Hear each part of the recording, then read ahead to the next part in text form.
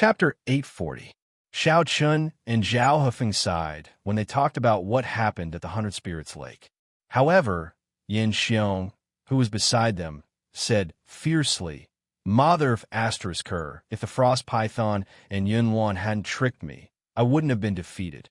Xiao Chun and Zhao Hufeng smiled helplessly when they heard Yin Xiong. Yin Xiong still hadn't forgotten.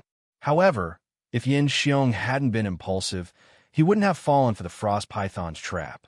Zhao Hufeng laughed loudly. Then he looked at Xiao Chun and said, "Brother Xiao, it's rare to see you. How about we spar?"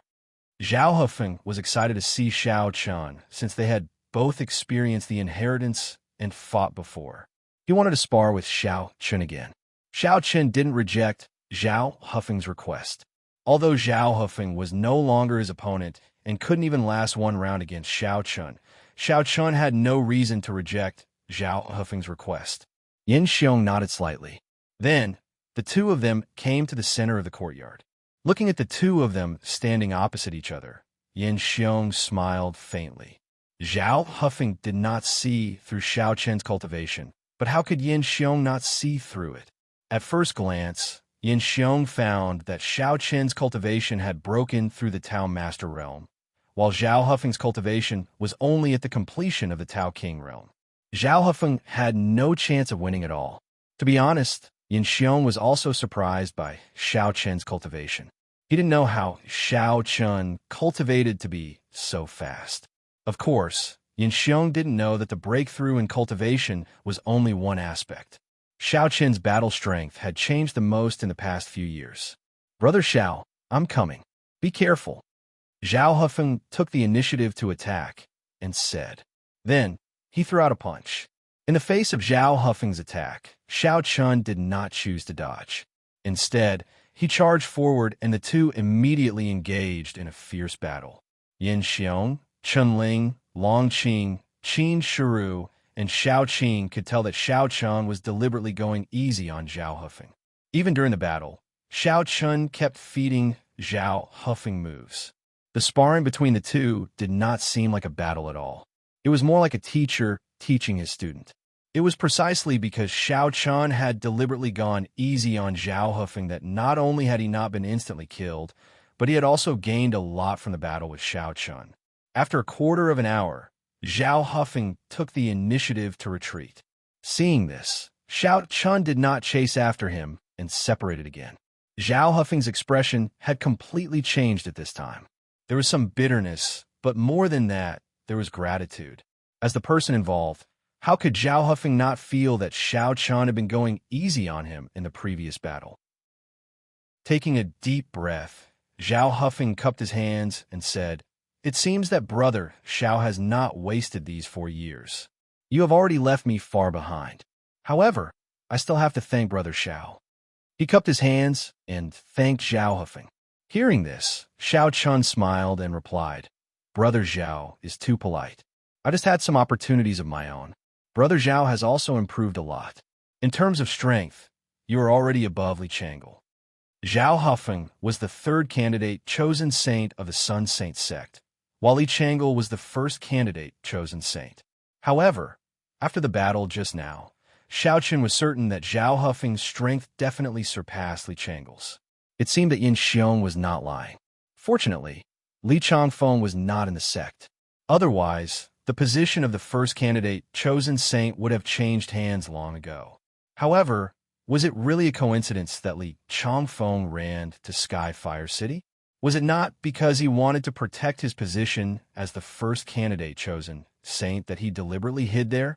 Xiao Chun did not know whether Li Changle intended to seize Sky Fire City, but it did not matter because he was already dead. After the battle, everyone drank until late at night. Only then did Yin Xiong and Zhao Hufeng leave. On the second day of drinking, early in the morning when many disciples of the Sun Saint sect had just woken up from their cultivation, 2 terrifying auras pressed down from the sky. The appearance of these 2 auras instantly made everyone in the Sun Saint sect nervous, including the saints of the Sun Saint sect. In less than 3 breaths, a total of 8 saints had appeared in the sky above the Sun Saint sect. At the same time, 2 cracks appeared in the space in front of the 8 saints, as if it had been forcibly torn apart. From the cracks, an even more terrifying aura spread out. Then, 2 figures slowly walked out of the cracks. With such terrifying auras, these 2 people were clearly not ordinary people. As the 2 people appeared, a man and a woman, the saints of the Sun Saint sect all cupped their hands and bowed. Greetings to Prime Saint Ice Lotus and Randang Cozy Eye. They were none other than the patriarchs of the Sky Saint sect and the Ancient Saint sect, Prime Saint Ice Lotus and Randang Cozy Eye. Just as the saints of the Sun Saint sect finished speaking, Prime Saint Tianyang's figure also appeared in the sky. Seeing Prime Saint Tianyang appear, Randang Cozy Eye said with a chuckle, "Aha, this old man came here specifically for Xiao Chun. Tianyang, I will definitely give your Sun Saint sect an explanation for this matter." "Me too." Prime Saint Ice Lotus chimed in when she heard Prime Saint Ronding's words. As soon as the 2 patriarchs appeared, they bluntly stated their purpose. They came for Xiao Chun and Qin Shu, and, at the same time, they wanted to give the Sun Saint sect an explanation. Hearing this, many disciples of the Sun Saint sect secretly breathed a sigh of relief. At the same time, their faces also became proud, and the anger in their hearts completely dissipated.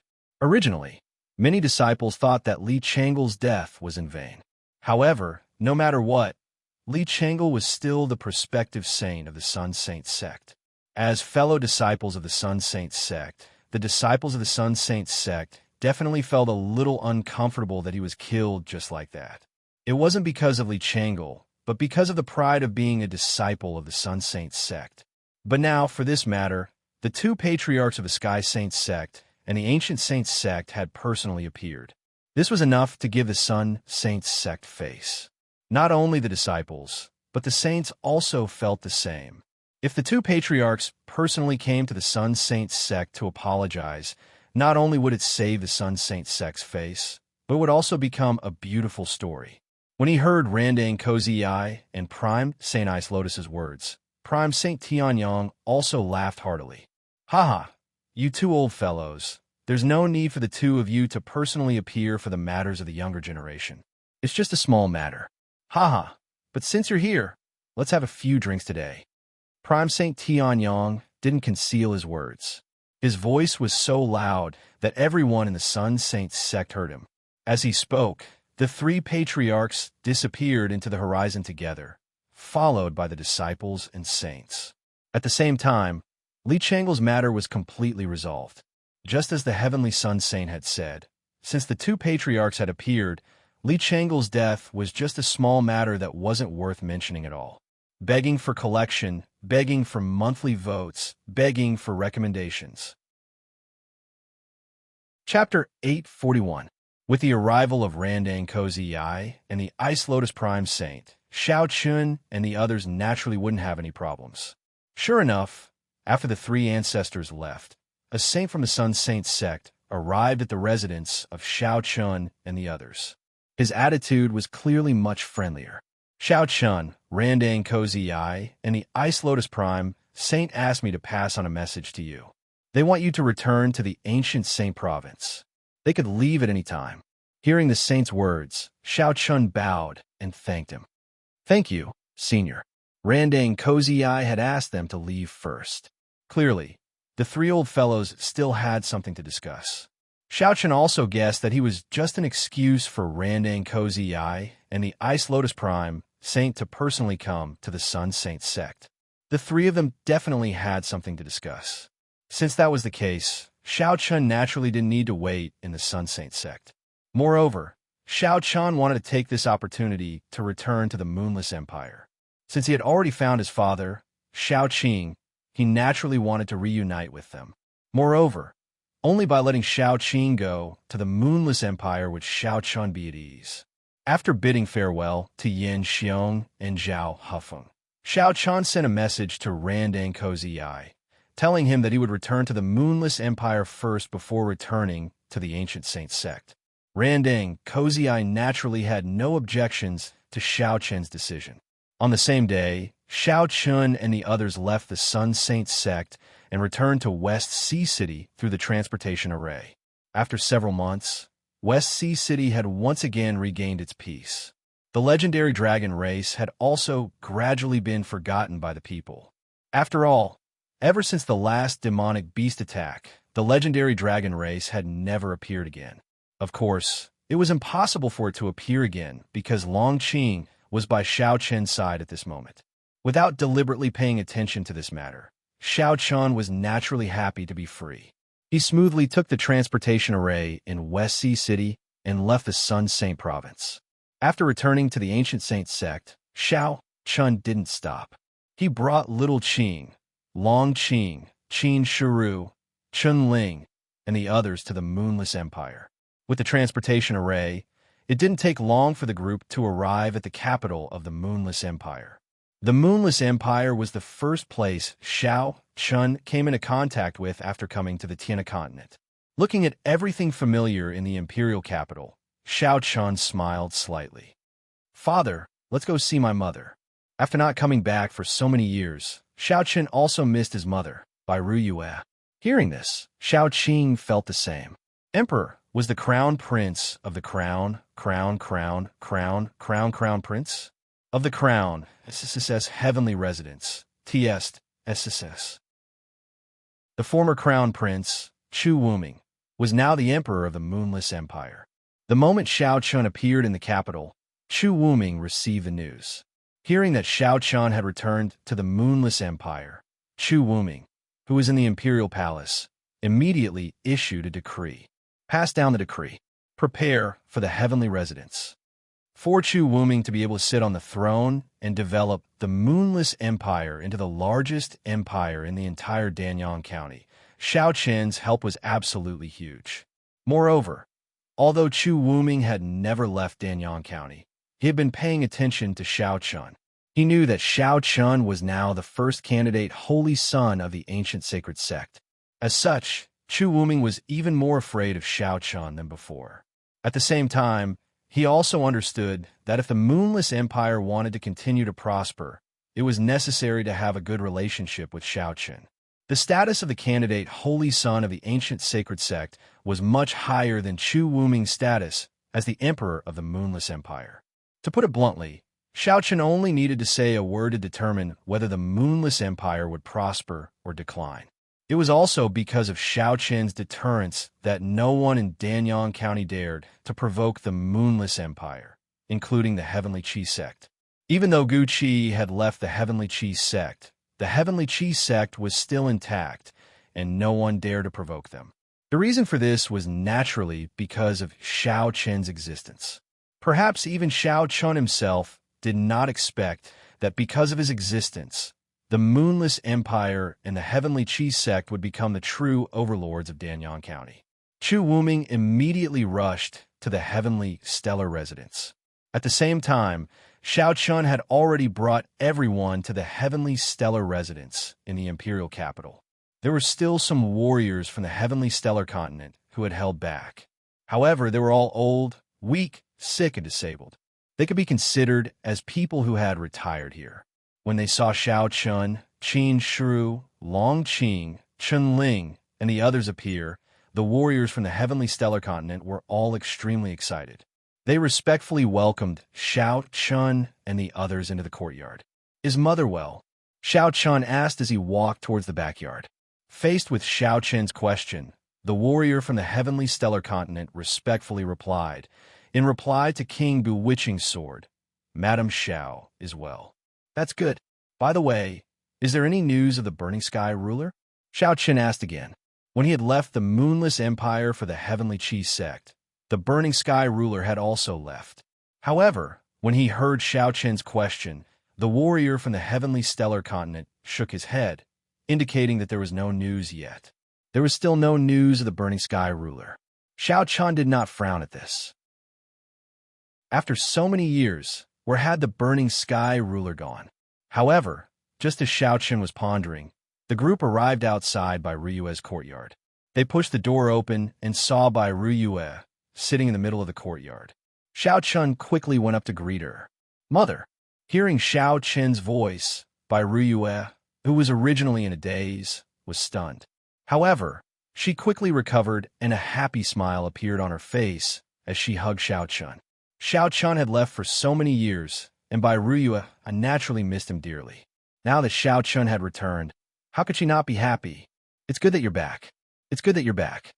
Bai Ruyue said gently as she hugged Xiao Chun. Mother, I'm not the only one who came back this time. Look who else came back. Xiao Chun replied with a smile when he heard Bai Ruyue's words. Not the only one who came back. Hearing this, Bai Ruyue reluctantly released Xiao Chun and looked towards the entrance of the courtyard. She saw Long Qing, Chun Ling, Qin Shiru, and Xiao Qing standing there. Her gaze swept across the four of them. When she saw Xiao Qing, Bai Ruyue was dumbfounded. She did not expect Xiao Chun to find Xiao Qing. The husband and wife looked at each other. Ignoring the surrounding people, Xiao Qing domineeringly hugged Bai Ruyue and fiercely kissed her. Bai Ruyue's face turned red from Xiao Qing's sudden sneak attack. She unhappily said, What are you doing? Chun, and the others are still here. Ha, what are you afraid of? We've been married for so long. Moreover, Chun is not a child. Xiao Qing did not mind Bai Ruyue's dissatisfaction and laughed loudly. From the looks of it, he was in a very good mood. Begging for collection, begging for monthly votes, begging for recommendations. Chapter 842. Xiao Qing was overjoyed to finally be reunited with Bai Ruyue. In fact, Xiao Qing and Bai Ruyue didn't have much ambition in their hearts. They didn't want to become experts that could intimidate a region. What both of them wanted the most was to live a peaceful life.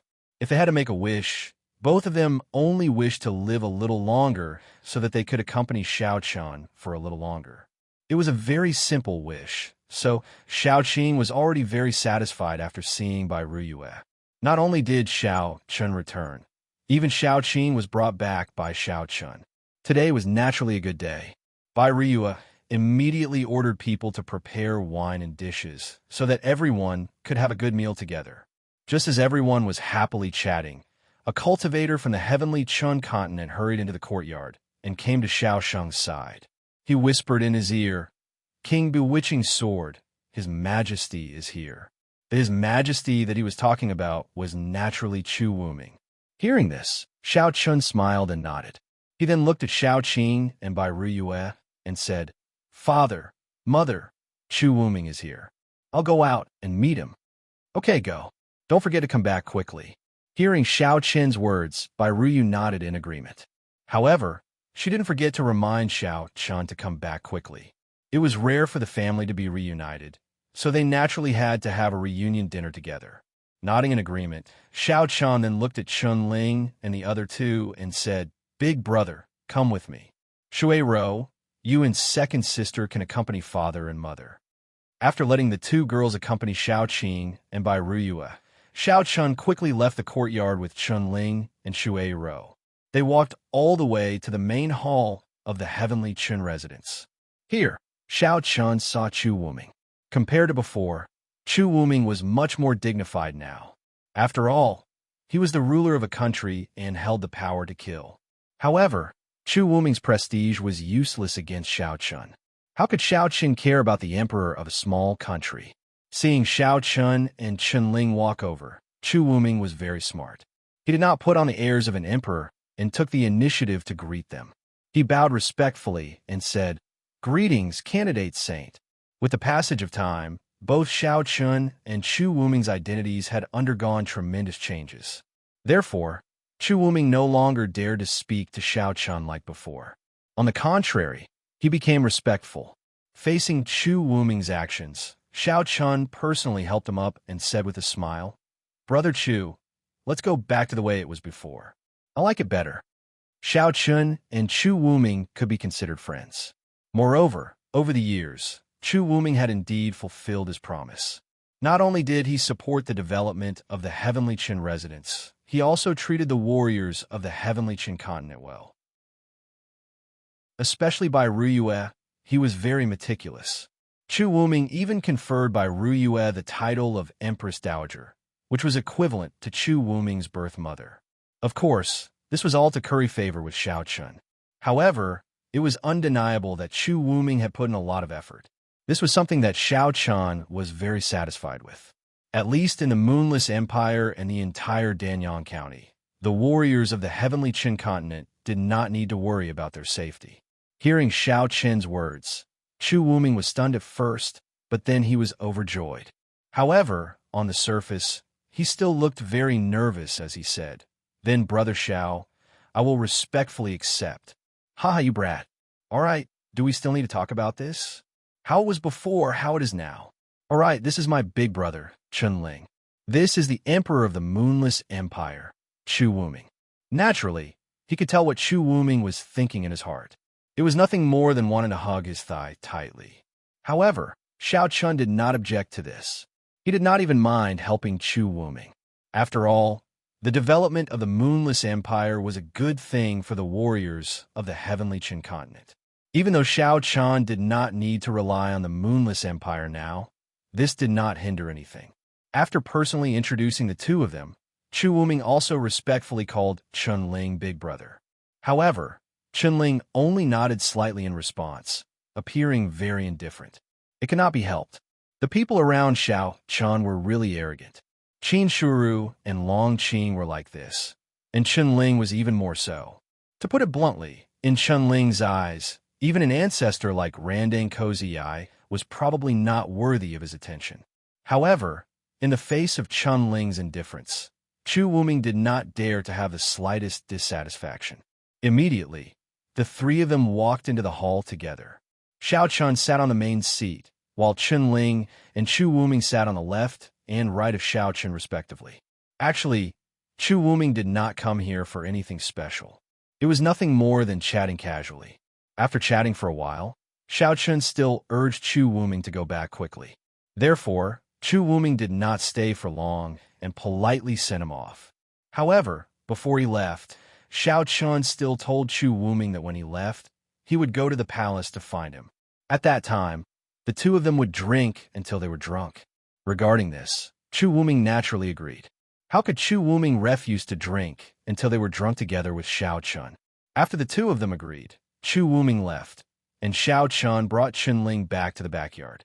However, on the way back, Chunling said with some confusion, "Third brother, why do you have to be so courteous to such an ant-like person?" Chunling obviously looked down on Chu Wuming. In Chunling's eyes, the emperor of a small empire was no different from an ant. However, Xiao Chun replied with a smile, "Big brother, you don't know. This brother, Chu, has helped me a lot in the past. Furthermore, he has taken care of mother all these years. One cannot forget one's roots, and even more so, cannot burn the bridge after crossing the river. Since Brother Chu has never let me down, I naturally cannot let him down. No matter what my status is in the future, he will always be my friend." Chunling did not know the relationship between Xiao Chun and Chu Wuming. Hearing this, he did not say anything else. After Xiao Chun and Chunling returned to the backyard, a sumptuous banquet had already been prepared. Everyone took their seats and began to happily eat and drink. It could be said that this was Xiao Qin's family's day of reunion. Not only had Xiao Qing and Qin Shuru returned, even Chunling and Long Qing were present. During the banquet, Bai Ruyue had a blissful smile on her face. In fact, back in the Heavenly Qin continent, Long Qing and Chunling had already acknowledged Xiao Chun and Bai Ruyue as their adoptive parents. After all, they were sworn siblings with Xiao Chun. As such, Xiao Qin's parents were naturally their parents. Therefore, Long Qing and Chunling had always called Xiao Qing and Bai Ruyue father and mother. Of course, the two elders also doted on the two of them. In front of Xiao Qing and Bai Ruyue, Long Qing and Chunling put away the arrogance in their hearts. It was as if they truly treated them as their biological parents. With 3 children and their daughter-in-law reunited, the courtyard was filled with happiness. Begging for collection, begging for monthly votes, begging for recommendations. Chapter 843. This meal was very enjoyable.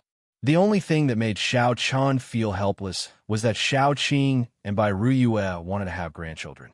Xiao Qing, whose face was a little red, looked at Xiao Chun and scolded him with a dissatisfied look. He didn't know if it was because he drank too much or something else. You and Shui Ro have been married for quite some time.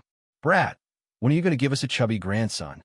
Xiao Chun and Qin Shiru were both stunned by Xiao Qing's sudden question. Even Qin Shiru, who had a cold personality, couldn't help but blush and roll his eyes at Xiao Chun in dissatisfaction. Xiao Chun didn't know whether to laugh or cry. How can you blame me for this? Is giving birth something that I can do alone? However, Xiao Chun could only smile at Xiao Qing helplessly. Father, I haven't considered these things yet. Cultivation is the most important thing. Moreover, I already have a mother. Ordinary people might urge them to have children, but cultivators generally wouldn't because cultivators had a very long lifespan. However, Xiao Qing had urged them to have children. Moreover, Xiao Chun had obviously underestimated the determination of the two elders to have grandchildren. As soon as Xiao Chun finished speaking, Bai Ryue, who was at the side, also said in dissatisfaction, Chun-er, you're not young anymore. Now that your cultivation is getting higher, the chances of Shui Ro getting pregnant in the future will become smaller and smaller. It's better to hurry up. Listen to your mother on this matter. You have to hurry up. After you give birth, your father and I will help you take care of it. It won't affect your cultivation. As a cultivator's cultivation increased, the chances of getting pregnant would also become lower and lower. Everyone knew this, and this was also the rule of the heavenly Tao. Otherwise, for those saints who had a lifespan of thousands of years, if they had the same chances of getting pregnant as ordinary people, wouldn't they have children and grandchildren all over the place? The two elders kept talking. Xiao Chun didn't say anything, but Qin Shiru's face became redder and redder. Qin Shiru really hadn't thought about having children. In the end, Xiao Chun had no choice but to pull Qin Shiru back to the room. However, Xiao Qing and Bai Ruyue's voices still sounded behind them. Chen-er, remember mother's words. It's always better to have children earlier. He completely ignored Xiao Chun. In the blink of an eye, he rushed back to his room and closed the door with a bang. Chun Ling and Long Qing, who were still at the table, could not help but laugh when they saw Xiao Chun flee in such a flustered manner. Who would have thought that Xiao Chun, who was the #1 candidate of the ancient sacred sect, would actually have a day where he would be pushed to the brink of death? The two of them were secretly happy, but they clearly didn't expect what would happen next. After Xiao Chun left, Bai Ryue didn't know whether it was because she was in the mood or not, but she suddenly opened her mouth. Without Xiao Chun, she could only shift her attention to Chun Ling and Long Qing. And the two of you. Chen-er is the third child, but he's already married. What about the two of you? Do you have someone you like? Tell your mother. After hearing Bai Ryue's words, Chun Ling and Long Qing's heads were filled with black lines. Extreme joy turned to sorrow. Chun Ling coughed dryly and stood up. He smiled embarrassedly and said, Ahem, mother, I still have some things to take care of. I'll take my leave first. Father and mother, enjoy your meal.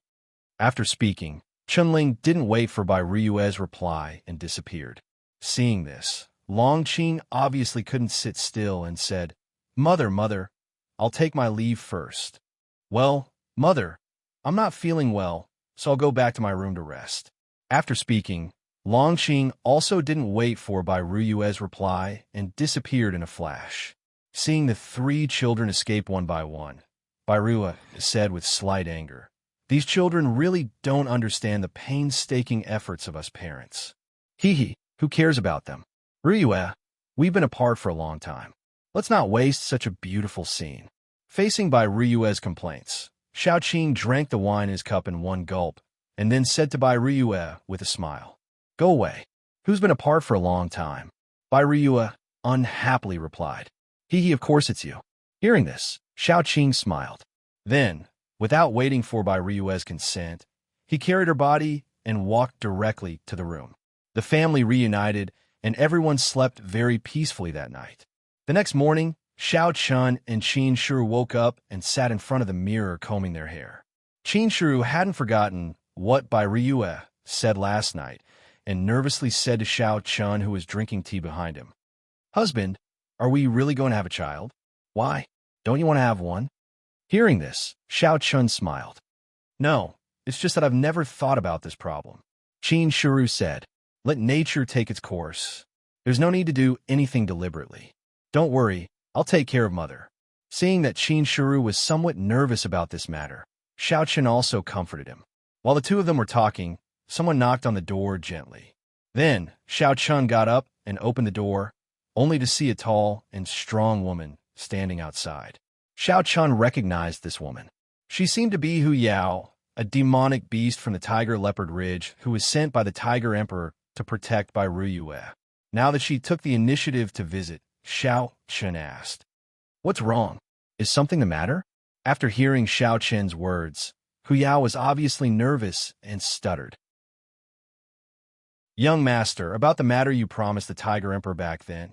She didn't dare to speak, but after hearing Hu Yao's stuttering, Xiao Chun quickly recalled that in order to get the Tiger Emperor to help, Xiao Chun had promised to give her and the Leopard Emperor 2 drops of dragon blood. After being reminded by Hu Yao, Xiao Chun finally recalled this matter. In an instant, she felt somewhat vexed. The dragon blood. Now that Long Qing had found it, how was she going to explain to Long Qing if she were to give the Tiger Emperor and the Leopard Emperor 2 drops of dragon blood? She was in a dilemma, but since she had promised, Xiao Chun didn't intend to return. After all, the Tiger Emperor did save her life back then. Then, Xiao Chun looked at Hu Yao and said, "Go back first and tell the Tiger Emperor that I will return to the Tiger Leopard Ridge in 2 days. I will always remember his kindness back then. Just let him rest assured." "Thank you, young master. I'll take my leave then." Hu Yao was overjoyed and left respectfully. Watching Hu Yao leave, Xiao Chun's face was filled with bitterness.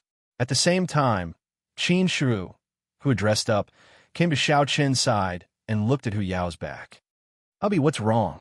In the face of Qin Shiru's inquiry, Xiao Chun didn't hide anything and truthfully told Qin Shiru about the promise back then.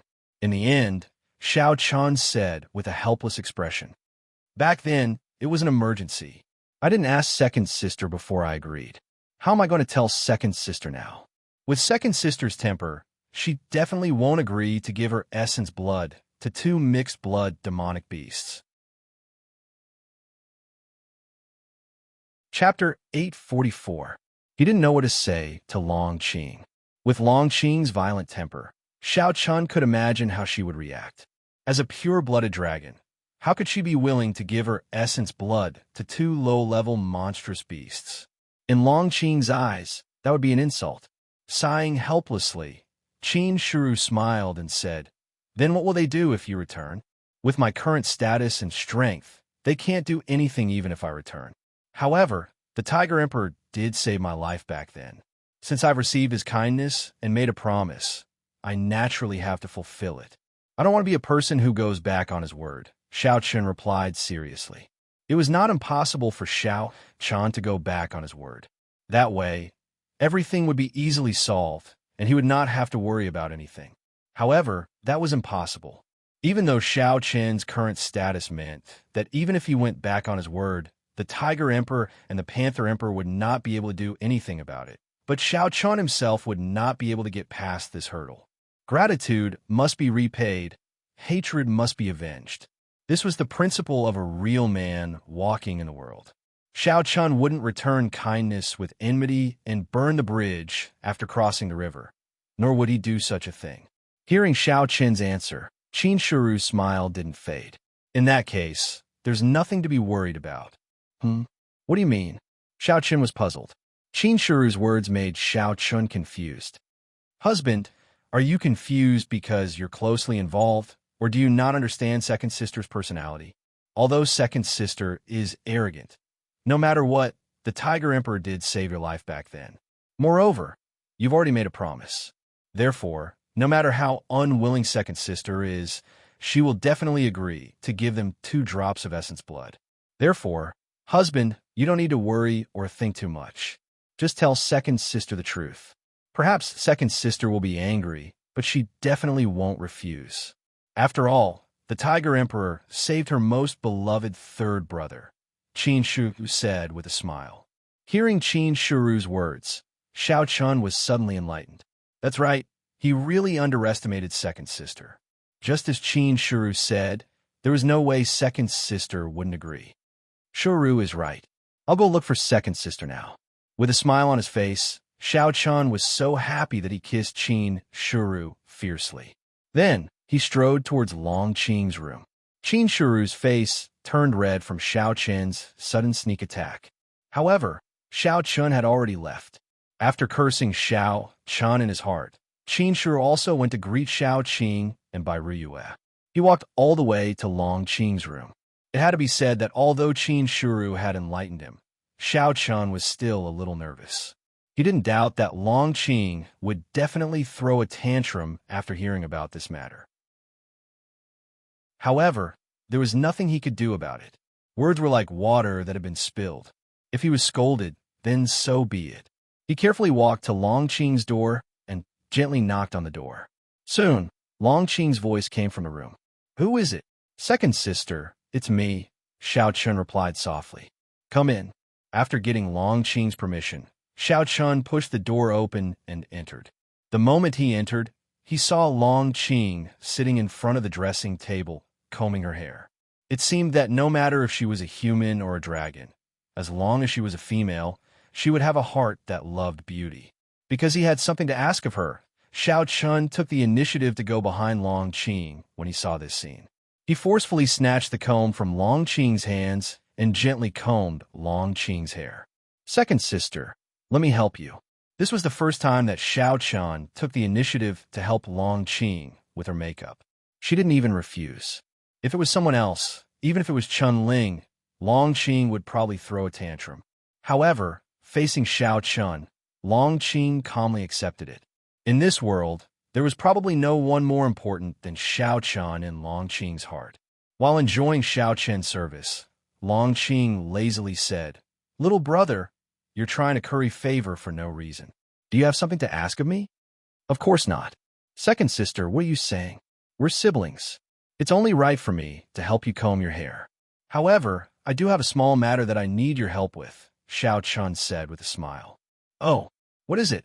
Tell me," Long Qing said with a smile. Xiao Chun took the initiative to ask what was going on. Sensing that Long Qing was in a good mood, Xiao Chun probed, "Hee, it's like this. Back then, I was being hunted down in Danyang County. Fortunately, 2 beast emperors saved me, so I agreed to give each of them a drop of dragon blood essence."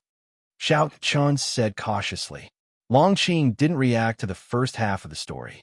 However, when she heard that Xiao Chun agreed to give each of the 2 beast emperors a drop of dragon blood essence, Long Qing jumped up from her seat abruptly and said with raging flames in her eyes, "What did you say? Give each of them a drop of dragon blood essence? How can low-level beast emperors like them be worthy of my blood essence?" As expected, Long Qing lost her temper and flew into a rage. Upon seeing this, Xiao Chun, who was already prepared, lowered his head and admitted his mistake immediately. "I know that you look down on these low-level beast emperors, but they did save my life back then. If it weren't for the 2 beast emperors, I'm afraid you wouldn't be able to see me now. So," Xiao Chun acted like an obedient child. Upon seeing this, even though Long Qing was furious, she didn't know what to do for a moment. Just as Qin Shi said, even though Long Qing was angry, since the 2 beast emperors had saved Xiao Chun as Xiao Chen's second sister, Long Qing wasn't an ungrateful person. After staring at Xiao Chun for a few moments, Long Qing finally chose to surrender. She sat back on the chair and said indignantly, "Those 2 low-level beast emperors are really lucky." Upon hearing Long Qing's words, Xiao Chun was delighted. Then, he smiled embarrassedly. "So, second sister agrees? What else can I do? They have already saved you. So how can I say no? Not to mention 2 drops of blood essence. Even if they want my life, I will give it to them." Upon hearing Xiao Chen's words, Long Qing scolded angrily. "Whoever dares to take second sister's life, I will be the first to kill her." Upon hearing Long Qing's scolding, Xiao Chun fawned over her. Upon seeing that Long Qing's anger gradually dissipated, Xiao Chun continued to comb Long Qing's hair. After a few moments, Xiao Chun probed, Second sister, since you have agreed, can you give me another drop of blood essence? Another drop? Are you asking for a yard after taking an inch? Upon hearing this, Longqing didn't fly into a rage this time. Instead, she smiled playfully. However, that smile was terrifying no matter how one looked at it. Seeing that Longqing was about to get angry again, Xiao Chun hurriedly explained. No, I want to give Yao another drop. All these years, it has protected Mother. Even if it doesn't deserve any credit, it has worked hard. Since that's the case, I want to give it some compensation. Of course, if second sister doesn't agree, then forget it. Pretend I didn't say anything. Begging for your collection, begging for monthly votes, begging for recommendations.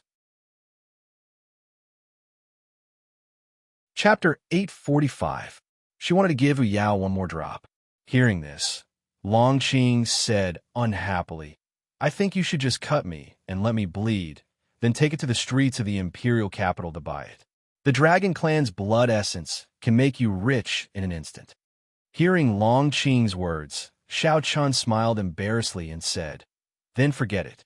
Second sister, don't be angry. It has served Mother for so many years. Giving it a drop of blood essence is natural. Don't pretend to be pitiful here. All right, I'll do it myself. You're so clumsy. Once I'm done, we'll go directly to Tiger Leopard Ridge. Facing Xiao Chen's fawning, the anger in Longqing's heart dissipated. She took the comb and began to straighten herself.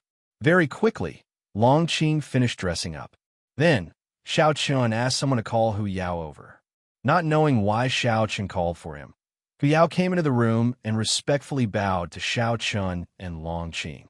Greetings, third young master, second Mississippi, because Xiao Chun, Chun Ling, and Longqing were now Xiao Qing and Bai Ruyu as children. The servants addressed Chun Ling as eldest young master and Longqing as second Mississippi.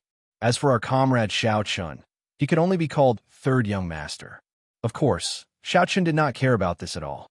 Looking at the respectful Hu Yao, before Xiao Chun could speak, Longqing directly said, You've served Mother for all these years. You've been serving Mother all these years. You can be considered to have worked hard without complaint. You deserve this drop of blood essence. Take it.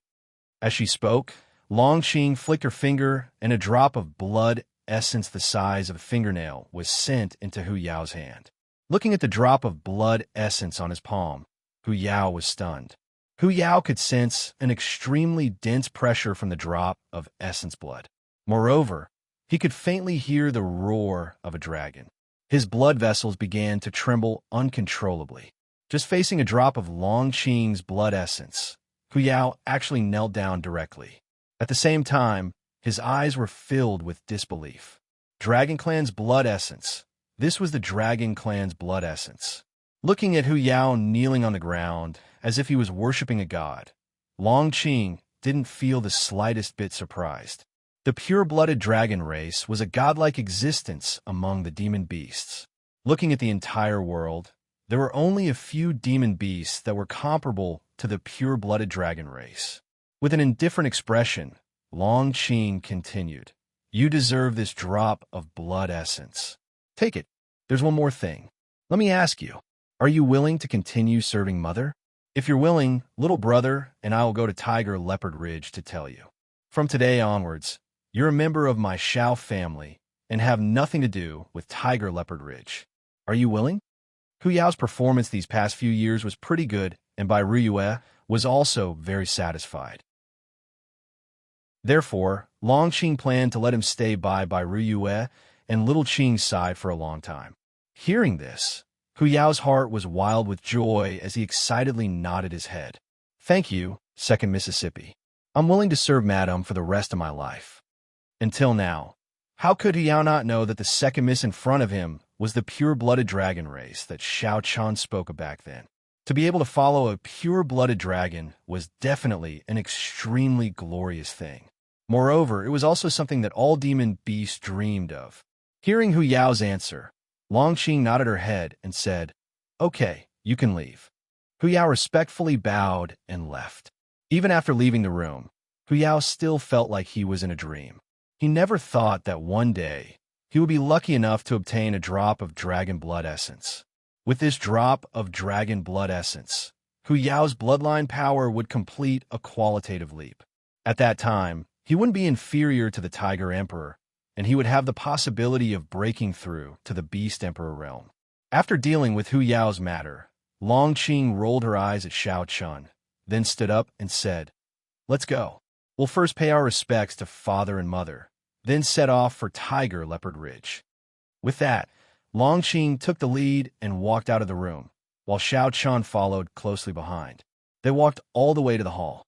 When Xiao Chun and Long Qing walked in, Qin Shiru and Chun Ling were already there. The family was chatting. Seeing Xiao Chun and Chun Ling walk over, Qin Shiru smiled at Xiao Chun, as if to say, "How was it? Were you scolded by second sister?" After respectfully paying his respects to the two elders, Xiao Chun said, "Father, mother, I'll be going out with second sister in a while." "Where are you going?" Hearing this, Bai Ryue asked with a smile. "We're going to Tiger Leopard Ridge. Back then, the Tiger Emperor saved my life. Now that I'm back, I naturally have to go back and take a look. At the same time, I'll fulfill my promise." Xiao Chun replied, truthfully, "I see. Then be careful on the way. Go early and come back early." Hearing this, Bai Ryue did not refuse. Bai Ryue was also involved in the incident back then, so she knew what happened. After obtaining Bai Ryue's agreement, Xiao Chun and Long Qing left. As for Chun Ling and Qin Shu, they stayed at home. There was no transportation array from the Moonless Empire to Tiger Leopard Ridge. However, with Xiao Chun and Long Qing's speed, it did not take long for them to arrive. In less than an hour, the two of them entered the demonic Beast Ridge. According to his memory, Xiao Chun arrived at the demonic Beast Village where the Tiger Emperor and the Leopard Emperor were. Looking at the village that landed in front of them, Long Qing's expression changed. Then, a thick Dragon Clan's aura spread out from Long Qing's body. This Dragon Clan's aura instantly enveloped the entire demonic beast village. Soon, the demonic beasts in the village were all alarmed. One by one, they uncontrollably knelt on the ground. The Tiger Emperor and the Leopard Emperor, who were in the central hall of the village, were also shocked. Then, in a flash, they appeared at the entrance of the village.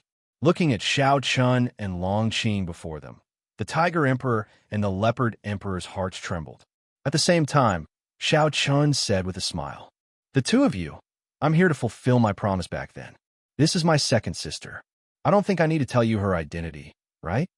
Naturally, Xiao Chun did not need to say anything else. Before Xiao Chun could even finish his words, the Tiger Emperor and the Leopard Emperor both knelt in front of Long Qing. Their faces were filled with respect and nervousness.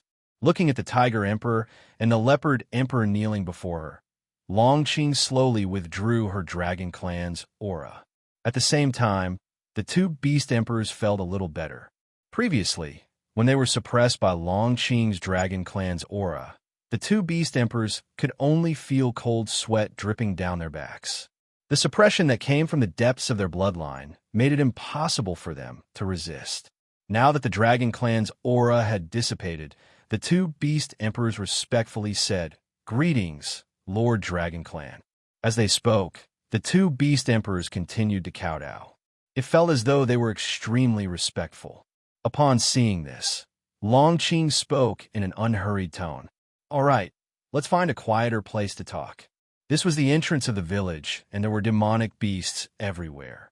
After hearing Long Qing's words, the two Beast Emperors respectfully replied, "Yes, Lord Dragon Clan, please. Begging for collection, begging for monthly votes, begging for recommendations." Chapter 846. They respectfully invited Long Qing and Xiao Chun into the palace in the center of the village. It was still the same as before.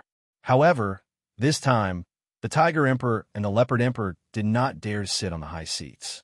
Instead, the throne that originally belonged to them now belonged to Long Qing and Xiao Chun. They sat side by side on the high throne while the Tiger Emperor and the Leopard Emperor knelt down respectfully. Seeing this, Long Qing said indifferently, "Get up. There's no need to kneel." "We don't dare." Hearing this, the Tiger Emperor and the Leopard Emperor replied in unison, "All right, you're my saviors. There's no need to be like this. Get up. Hearing this, Long Qing said again. The Tiger Emperor and the Leopard Emperor finally stood up after having the both of them stand up twice in a row. However, looking at their expressions, they were still extremely nervous. There was nothing they could do about it. The person sitting in front of them right now was a pure-blooded dragon. The Tiger Emperor and the Leopard Emperor would never forget that oppressive aura of the dragon race just now. They did not dare to look Long Qing in the eyes. Seeing that the atmosphere was a little awkward, Xiao Qian said with a smile. Tiger Emperor, if you hadn't saved us back then, my mother and I would have been killed by the Blood Wolf King.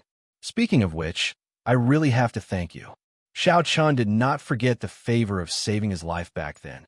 Naturally, the Tiger Emperor did not forget it either. However, hearing these words now, the Tiger Emperor did not dare to be arrogant. Instead, he replied respectfully. Young Master Xiao, you're too courteous. I've long forgotten about what happened back then. Furthermore, it's my honor to be able to help young Master Xiao. He did not dare to make an issue out of what happened back then, nor did he dare to take the initiative to mention Xiao Qian's promise back then. However, even though the Tiger Emperor said that he had forgotten, Xiao Qian would not.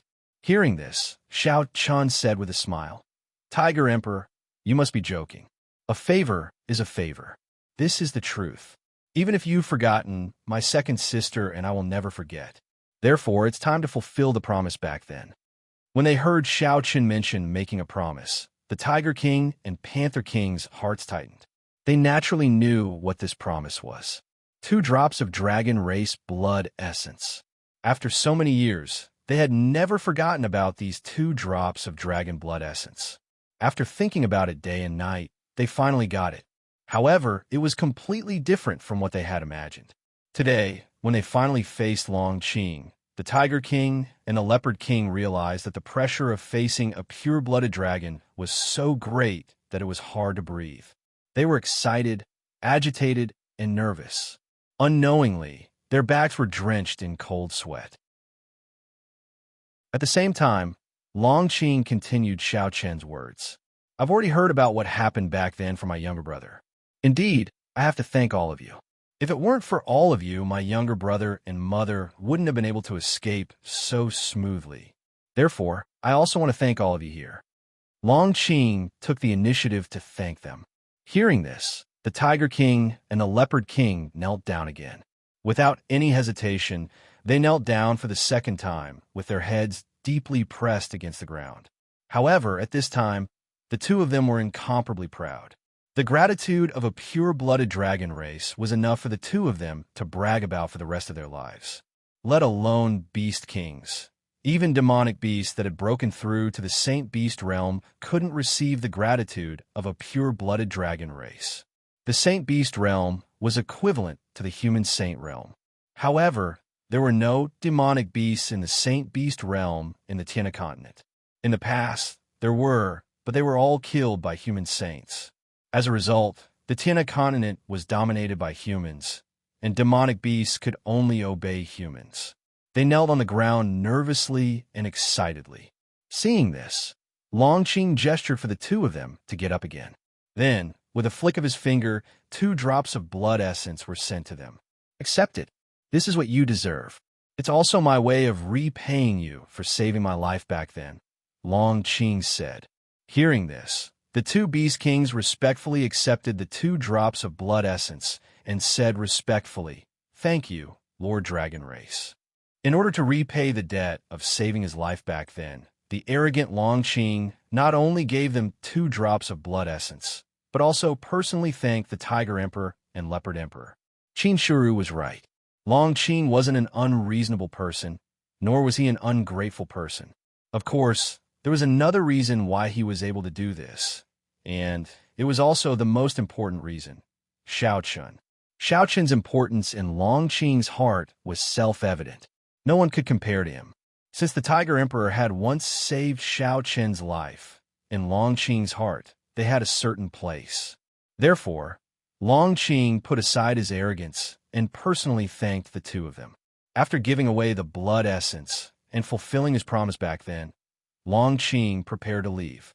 However, before he left, Longqing said to the Tiger Emperor and Leopard Emperor. Let's not talk about what happened back then. Little brother and I will always remember in our hearts. However, we can't stay here for long, so I'll have to trouble you to take care of father and mother. Don't let them come to any danger. Of course, we won't mistreat you in the future. Xiao Chun and the others would have to return to the ancient sacred sect in a few days. Therefore, Longqing wanted the demonic beasts of the Tiger and Leopard Ridge to take care of Shaoqing and Bairuyue. Hearing this, the Tiger Emperor and Leopard Emperor naturally wouldn't refuse. In fact, even if Longqing didn't say it, they would definitely do so. Although they didn't know the reason why Longqing, as a pure-blooded dragon tribe, recognized Shaoqing and Bairuyue as her parents. Since Longqing had said that they were her parents, the Tiger Emperor and Leopard Emperor naturally wouldn't let anything happen to them. Therefore, after hearing Longqing's words, the two Beast Emperors immediately replied respectfully, Lord Dragon Tribe, don't worry. We definitely won't let the two elders come to any danger. Okay, that's good. Longqing nodded and then left with Xiao Chun. Only after Xiao Chun and Longqing left did the two Beast Emperors heave a sigh of relief. However, they were extremely excited. The blood essence of the dragon tribe. The blood essence of a dragon tribe that they had yearned for day and night was finally in their hands. Furthermore, they had managed to ride on the coattails of a pure-blooded dragon tribe. As long as they did their jobs well and satisfied Longqing, they believed that there would be even more benefits in the future. For a moment, the Tiger Emperor and Leopard Emperor unhesitatingly became Longqing's ultimate lackeys. The world of monstrous beasts was like this. It wasn't as complicated as the world of humans, where everything was determined by the power of the bloodline. Since Longqing was born a pure-blooded dragon tribe, she was destined to stand at the top of the entire monstrous beast world. Unless there was a huge difference in cultivation, any monstrous beast would be willing to listen to her arrangements. On the way back to the Moonless Empire's imperial capital, Longqing smiled and said, How is it? Are you satisfied now? Hee, thank you so much, second sister. In the future, I will definitely do anything for you to repay your kindness, Xiao Chun said with a smile after hearing her words. Scram, who wants you to be my slave? I'll be fine as long as you don't screw me over in the future. Longqing laughed and scolded him when she heard that. As they joked around, the siblings quickly flew towards the Moonless Empire's imperial capital. Please add me to your collection. Please recommend me. Chapter 847. Longqing said angrily. Afterwards, the two of them returned to the capital of the Moonless Empire. After spending a total of 3 days in the Moonless Empire, Xiao Chun planned to return to the ancient sacred sect. However, before he left, Xiao Chun had to make a trip to the Imperial Palace. There were some things that he needed to tell Chu Wuming. The invasion of the devil race was imminent, and Bairuyue and Shaoqing were currently in the Moonless Empire. Therefore, Xiao Chun needed to tell Chu Wuming to make preparations in advance. Of course, Xiao Chun didn't believe that the devil race could reach the Moonless Empire, because if the devil race really did appear in the Moonless Empire, then there was only one possibility. The ancient sacred sect had been defeated and the entire ancient sacred plane had fallen. If even the ancient sacred sect couldn't stop the devil race, then it was even more impossible for the tiny Moonless Empire to do so. However, even though that was the case, he still needed to make necessary preparations. Actually, Xiao Chun had thought about bringing Bairuyue and Shaoqing to the ancient sacred sect, but after considering it over and over again, Xiao Chun gave up in the end. Although at first glance, it seemed that the ancient sacred sect was safer than the Moonless Empire. In fact, this was not the case because once the devil race invaded, the ancient sacred sect, the heavenly sacred sect, and the sun sacred sect would definitely be the first targets. At that time, the ancient sacred sect would be the center of the war. As a result, instead of bringing Bairuyue and Shaoqing to the ancient sacred sect, it was better for them to stay in the Moonless Empire. After all, even though the Moonless Empire was weak, it was located in a remote area. As long as the ancient sacred sect didn't fall, the devil race clearly wouldn't care about the tiny, moonless empire. Xiao Chen had already thought of this problem, so he decided to leave by Ruyue and Shao Qing in the moonless empire in the end. It was much safer here than in the ancient sacred sect. They prepared to leave the next day. On this evening, Xiao Chen went to the imperial palace by himself.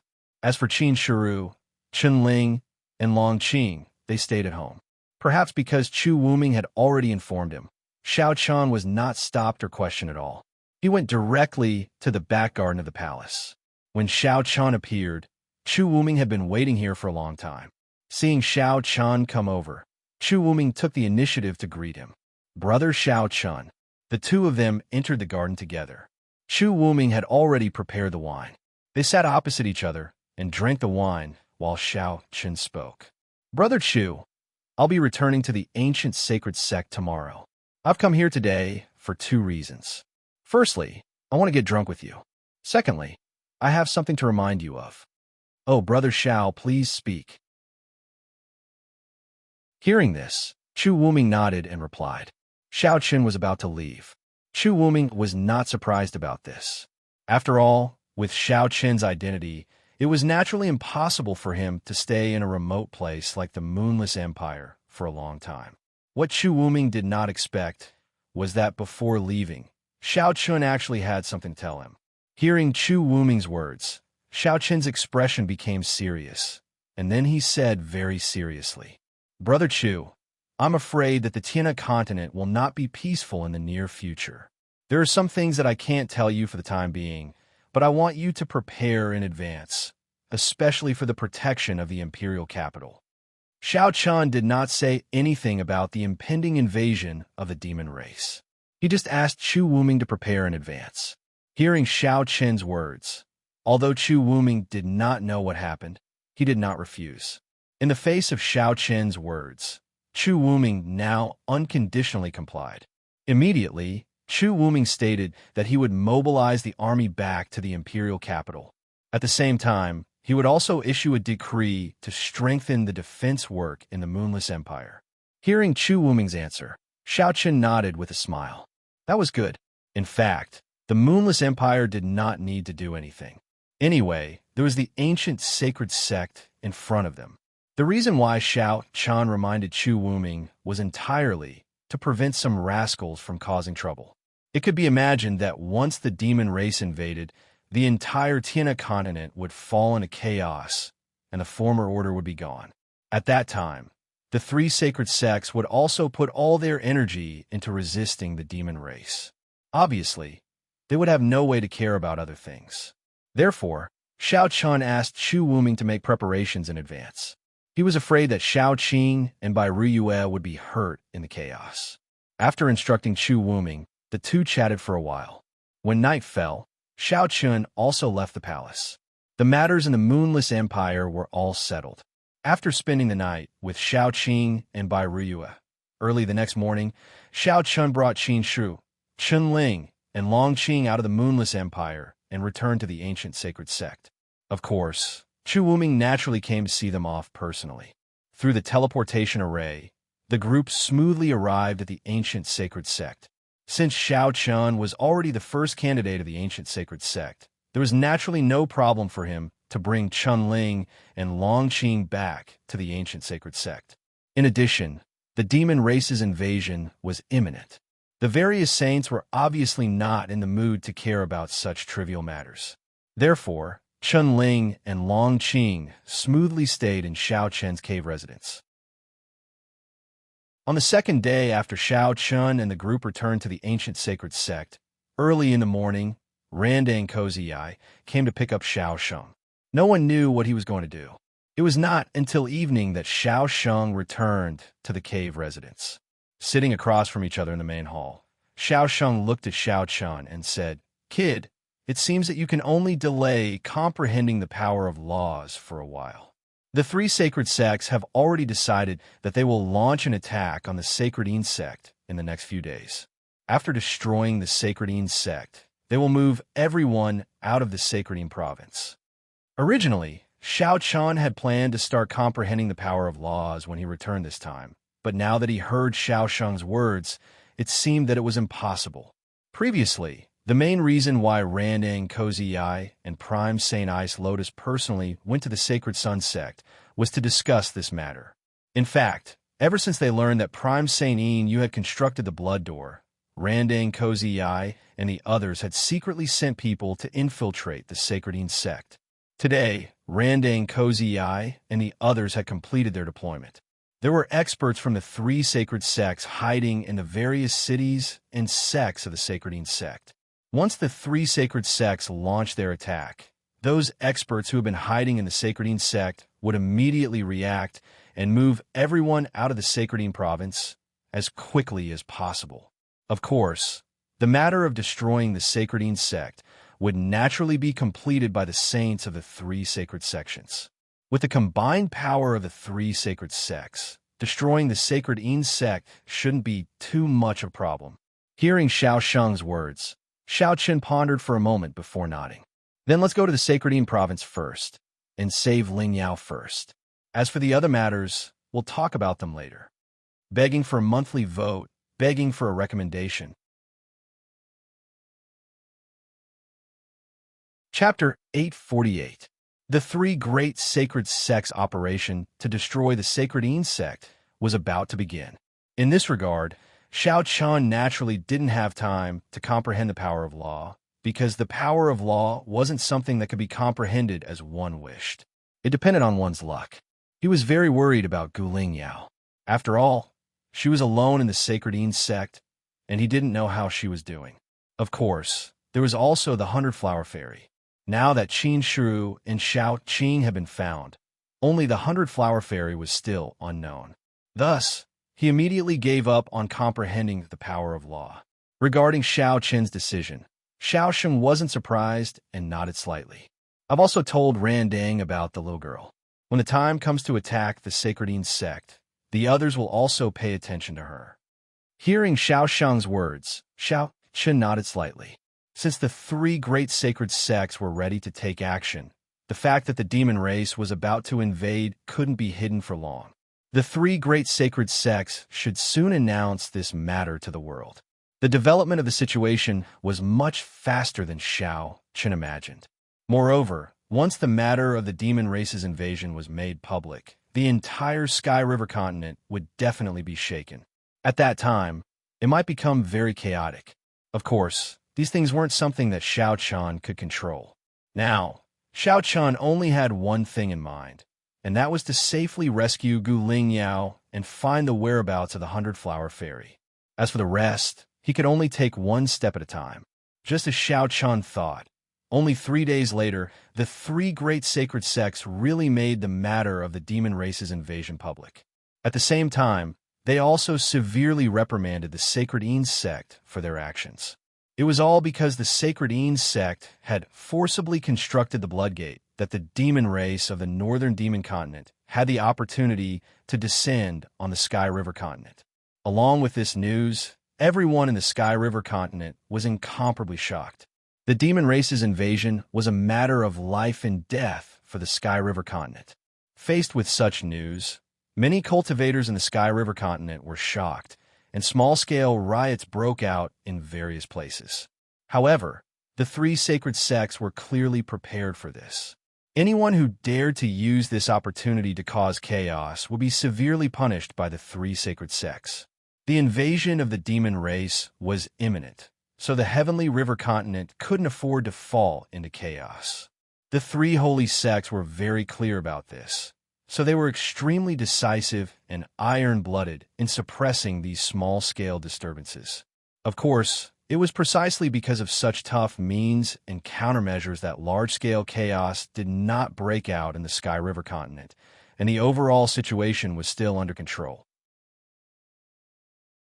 While announcing the invasion of the demon race, the 3 sacred sects also began to attack the Sacred sect. The saints of the Ancient Saints sect were all present. At the same time, Chun Yu and the other chosen saints, as well as Xiao Chun and the other candidates, had been summoned to the Sacred Hall. Xiao Chun and Chun Yu came to the Sacred Hall together, but when the 2 arrived, the Sacred Hall was already full. The saints, Emperor Qing, Hu Fei, Jiang Yu, Yuan Lin, Du Yi, and the others were all present. The saints, chosen saints, and chosen saints were all gathered together. This was the first time Xiao Chun had seen such a lineup since he entered the Ancient Saints sect. In the seats below the saints, Xiao Chun and Xinyu came to their own praying mats and sat down cross-legged. Xiao Chun was the first chosen saint, and his seat was at the head of the 5 chosen saints.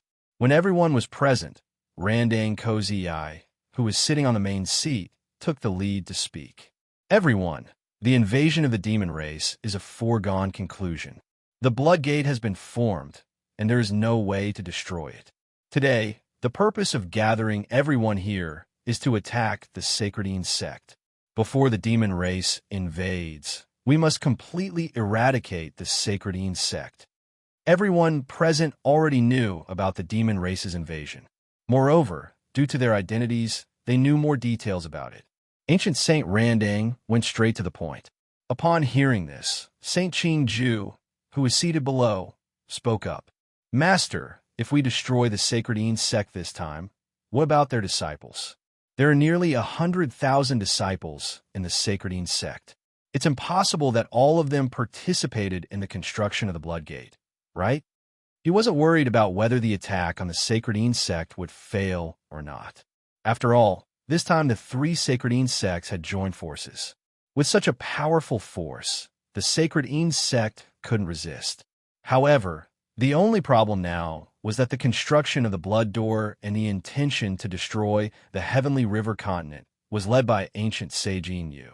Only a small number of people were involved. So, what about those innocent disciples of the Sacredine sect? Hearing Saint Qing Ju's words, Randang Kozii said in a deep voice, there are nearly 100,000 disciples in the Sacredine sect. If we want to identify them one by one, there won't be enough time. So, our purpose this time is to destroy the Sacredine sect. From the top to the bottom of the Sacredine sect, we won't leave even a chicken or a dog alive. Whether they know or not, whether they participated or not, as long as they're from the Sacredine sect, we won't let a single one go. It was impossible to have the energy and time to identify the disciples of the Sacredine sect one by one. One had to know that the Sacredine sect had nearly 100,000 disciples. If they were to identify them one by one, there wouldn't be enough time. Moreover, facing the current situation, the 3 Sacredine sects could only cut the Gordian knot. Although this might be a little cruel, there was no other way. The Sacredine sect couldn't be left alive, so they could only uproot the entire Sacredine sect. Hearing Randang Koziai's words, everyone present didn't have any objections. Although they knew that if they killed everyone in the Sacredine sect, blood would definitely flow like a river, but there was no other way. If they didn't destroy the Sacredine sect, when the demon race invaded, it would only make the situation of the 3 Sacredine sects even more dangerous. For the safety of the Tiana continent, they couldn't care less about these things at this time, let alone have the slightest bit of mercy. Seeing that no one had any objections, Randang Kozii continued. This time, my ancient Sacredine sect will dispatch 10 saints, 20 half-saints, as well as holy sons and quasi-holy sons. As for the direct disciples, core disciples, and ordinary disciples, we will dispatch 20,000 people. We must concentrate our strength and destroy the Sacredine sect as soon as possible. We must evacuate all the people in the Sacredine province. 20,000 disciples, 10 saints, 20 half-saints, as well as quasi-holy sons and holy sons, all dispatched. Hearing Randang Koziai's words, everyone's heart sank. This was really a big move. Almost half of the ancient Sacredine sect's strength had been mobilized in order to destroy the Sacredine sect as soon as possible. Of course, it wasn't just the ancient Sacredine sect. The sky's Sacredine sect and the sun's Sacredine sect were the same. As soon as his voice fell, Randang Kozii slowly stood up from the praying mat and looked around at everyone present. Then, a trace of killing intent flashed in his eyes as he said in a heavy tone, "This time, there can't be any mistakes. We will set off in 3 days. Starting from the west side of the Sacredine sect, we will kill all the way to the Sacredine sect. Everyone, remember, this battle is related to the survival of the Tiana continent. There can't be the slightest bit of mercy. Whether it's the disciples of the Sacredine sect, the half-saint deacons, or the saints, none of them will be left alive. Begging for collection, begging for monthly votes, begging for recommendation. Chapter 849. From the saints to the ordinary disciples, no one from the Sacredine sect would be spared. Along with Randang Cozy Eye's words, a murderous aura spread out from his body. It was easy to imagine what kind of scene would occur in the Sacredine sect once this war broke out. At that time, blood would flow like rivers. It had been a long time since they had felt such a strong murderous aura from Randang Cozy Eye. After being stunned for a moment, all the saints nodded in agreement. 3 days later, the attack on the Sacredine sect would begin. The saints, holy sons, and quasi-holy sons would take the lead. As for the half-saint deacons and other disciples, they would follow behind. Of course, Randang Cozy Eye would naturally participate in this war, but his task was to deal with the Inu Prime Saint. After withdrawing from the Holy Temple, Xiao Chun sighed and said, "I'm afraid there won't be any peaceful days in the future." "What's wrong? Does senior brother find it troublesome?" Hearing Chun use words, Xiao Chun asked with a smile. "It's definitely troublesome. I'm just thinking, after this war, even if we successfully block the demon race, how many people from the Tiana continent will survive?" Chun Yu replied with a smile. Hearing this, Xiao Chun fell silent. After the destruction of the Sacredine sect and the invasion of the demon race, the Tiana continent would most likely be plunged into the flames of war. And after this war, just as Chun Yu said, how many cultivators on the Tiana continent would be able to survive? It had been many years since a war had broken out on the Tiana continent. People who lived in peaceful times often viewed war as a beautiful thing. They simply didn't know the cruelty of war. As the saying goes, it's better to be a dog in peace than a man in chaos. In war, human life was simply the cheapest thing, not worth mentioning at all. Xiao Chun and Chun Yu both sighed helplessly. At this point, the two of them couldn't change anything. Moreover, it was impossible for the human race and the demon race to coexist. The demon race wouldn't give up their invasion of the Sky River continent, and the human race wouldn't give up their homeland. Therefore, a war between the two sides was inevitable. After returning to the first sacred palace and bidding farewell to Chun Yu, Xiao Chun called Chun Ling, Long Qing, and Qin Shuru over and told them about the attack on the Sacredine sect. Chun Ling and Long Qing naturally had to move together with Xiao Chun.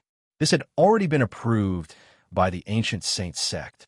However, Qin Shuru was the disciple of the ancient Saint Ice Lotus. Logically speaking, she should move together with the people of the heavenly saint sect. However, just before Xiao Chun returned, Qin Shuru had already contacted the ancient Saint Ice Lotus through a voice transmission talisman, and the ancient Saint Ice Lotus had also agreed to let her follow Xiao Chun. The three sacred sects only had one goal for this attack on the Sacredine sect, and that was to end the battle quickly. Therefore, Qin Shuru wanting to follow Xiao Chun was actually not a big deal. Since Qin Shuru had already reached an agreement with the ancient Saint Ice Lotus, Xiao Chun didn't say anything more. This time, the Holy Sun, the prospective Holy Sun, and the saints would take the lead in attack from the west of the Sacredine sect, while the Heavenly Saint sect and the Sacred Sun sect would attack from the north and south respectively. The three sacred sects would converge at the Sacredine sect and take down the Sacredine sect in one fell swoop. 3 days passed very quickly, and during this period, the ancient sacred sect had also begun to move frequently. One disciple after another went to the border of the ancient sacred sect, preparing to board a warship to attack the Sacredine sect.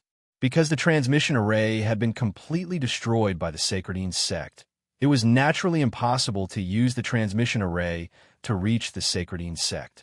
Therefore, the people of the three sacred sects could only use the warships to cross the endless sea quickly to reach the Sacredine sect. Without the transmission array, it would take at least half a month to cross the endless sea, and this was even if everyone was rushing. Of course, the Saints' speed was naturally much faster because they could tear through space, and their speed was much faster than the warships. However, the saints couldn't bring too many people with them when they were rushing. Therefore, Randang Kozii decided that the 10 saints would lead the holy sons, and the prospective holy sons would take the lead, while the others would arrive later on the warships. Battleships sailed out of the port one after another, heading towards the Sacredine province. Not only did the ancient sacred sect do so, but the heavenly sacred sect and the sun sacred sect also did the same. Following the movements of the 3 sacred sects, the entire heavenly river continent was shrouded in the clouds of war, and the atmosphere instantly became solemn. Everyone knew that the first great war would soon break out in the heavenly river continent, and the 3 sacred sects would join forces to destroy the Sacredine sect. When the time came, the entire Sacredine sect would be enveloped in the flames of war. There was no need to travel with ordinary disciples. 3 days later, on the main square outside the ancient sacred sect's sacred palace, Xiao Chun, Chun Yu, and the other holy sons and prospective holy sons had all gathered. In front of them, there were 10 saints standing proudly. These 10 saints were the strongest force to attack the sacred Yin sect this time. Among them, Saint Qing Ju and Saint Tianfeng were also present. Of course, besides Xiao Chun, Qin Shu, Chun Ling, and Long Qing were also present. Let's go. When everyone had gathered, one of the saints said indifferently. Hearing this, the other saints nodded slightly. Then, the saints acted, and the power of laws descended, quickly enveloping Xiao Chun, Chun Yu, and the others. Then, under the leadership of the saints, the crowd tore through the void and disappeared. This was the first time Xiao Chun had sent a message through the void.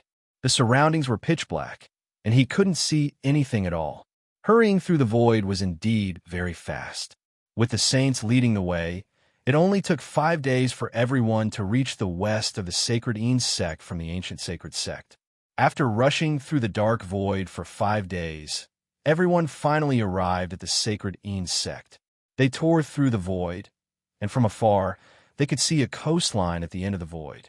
That was where the sacred Yin sect was located. Our first battle on this trip is Black Rock City, the westernmost city of the sacred Yin sect. This city isn't a big one, and there won't be too many experts guarding it. Therefore, we must take down this city as soon as possible to provide a foothold for the rest of the army. When we arrive at Black Rock City, Chun Yu, Emperor Qing, Hu Fei, and Jiang Yu, the 4 of you will split up and lead Xiao Chun and the others to seize the 2 city gates of Black Rock City as soon as possible. After seizing control of the city gates, immediately close them. No one is allowed to enter or leave. As for the experts of the Sacred Yin sect in Black Rock City, we will deal with them.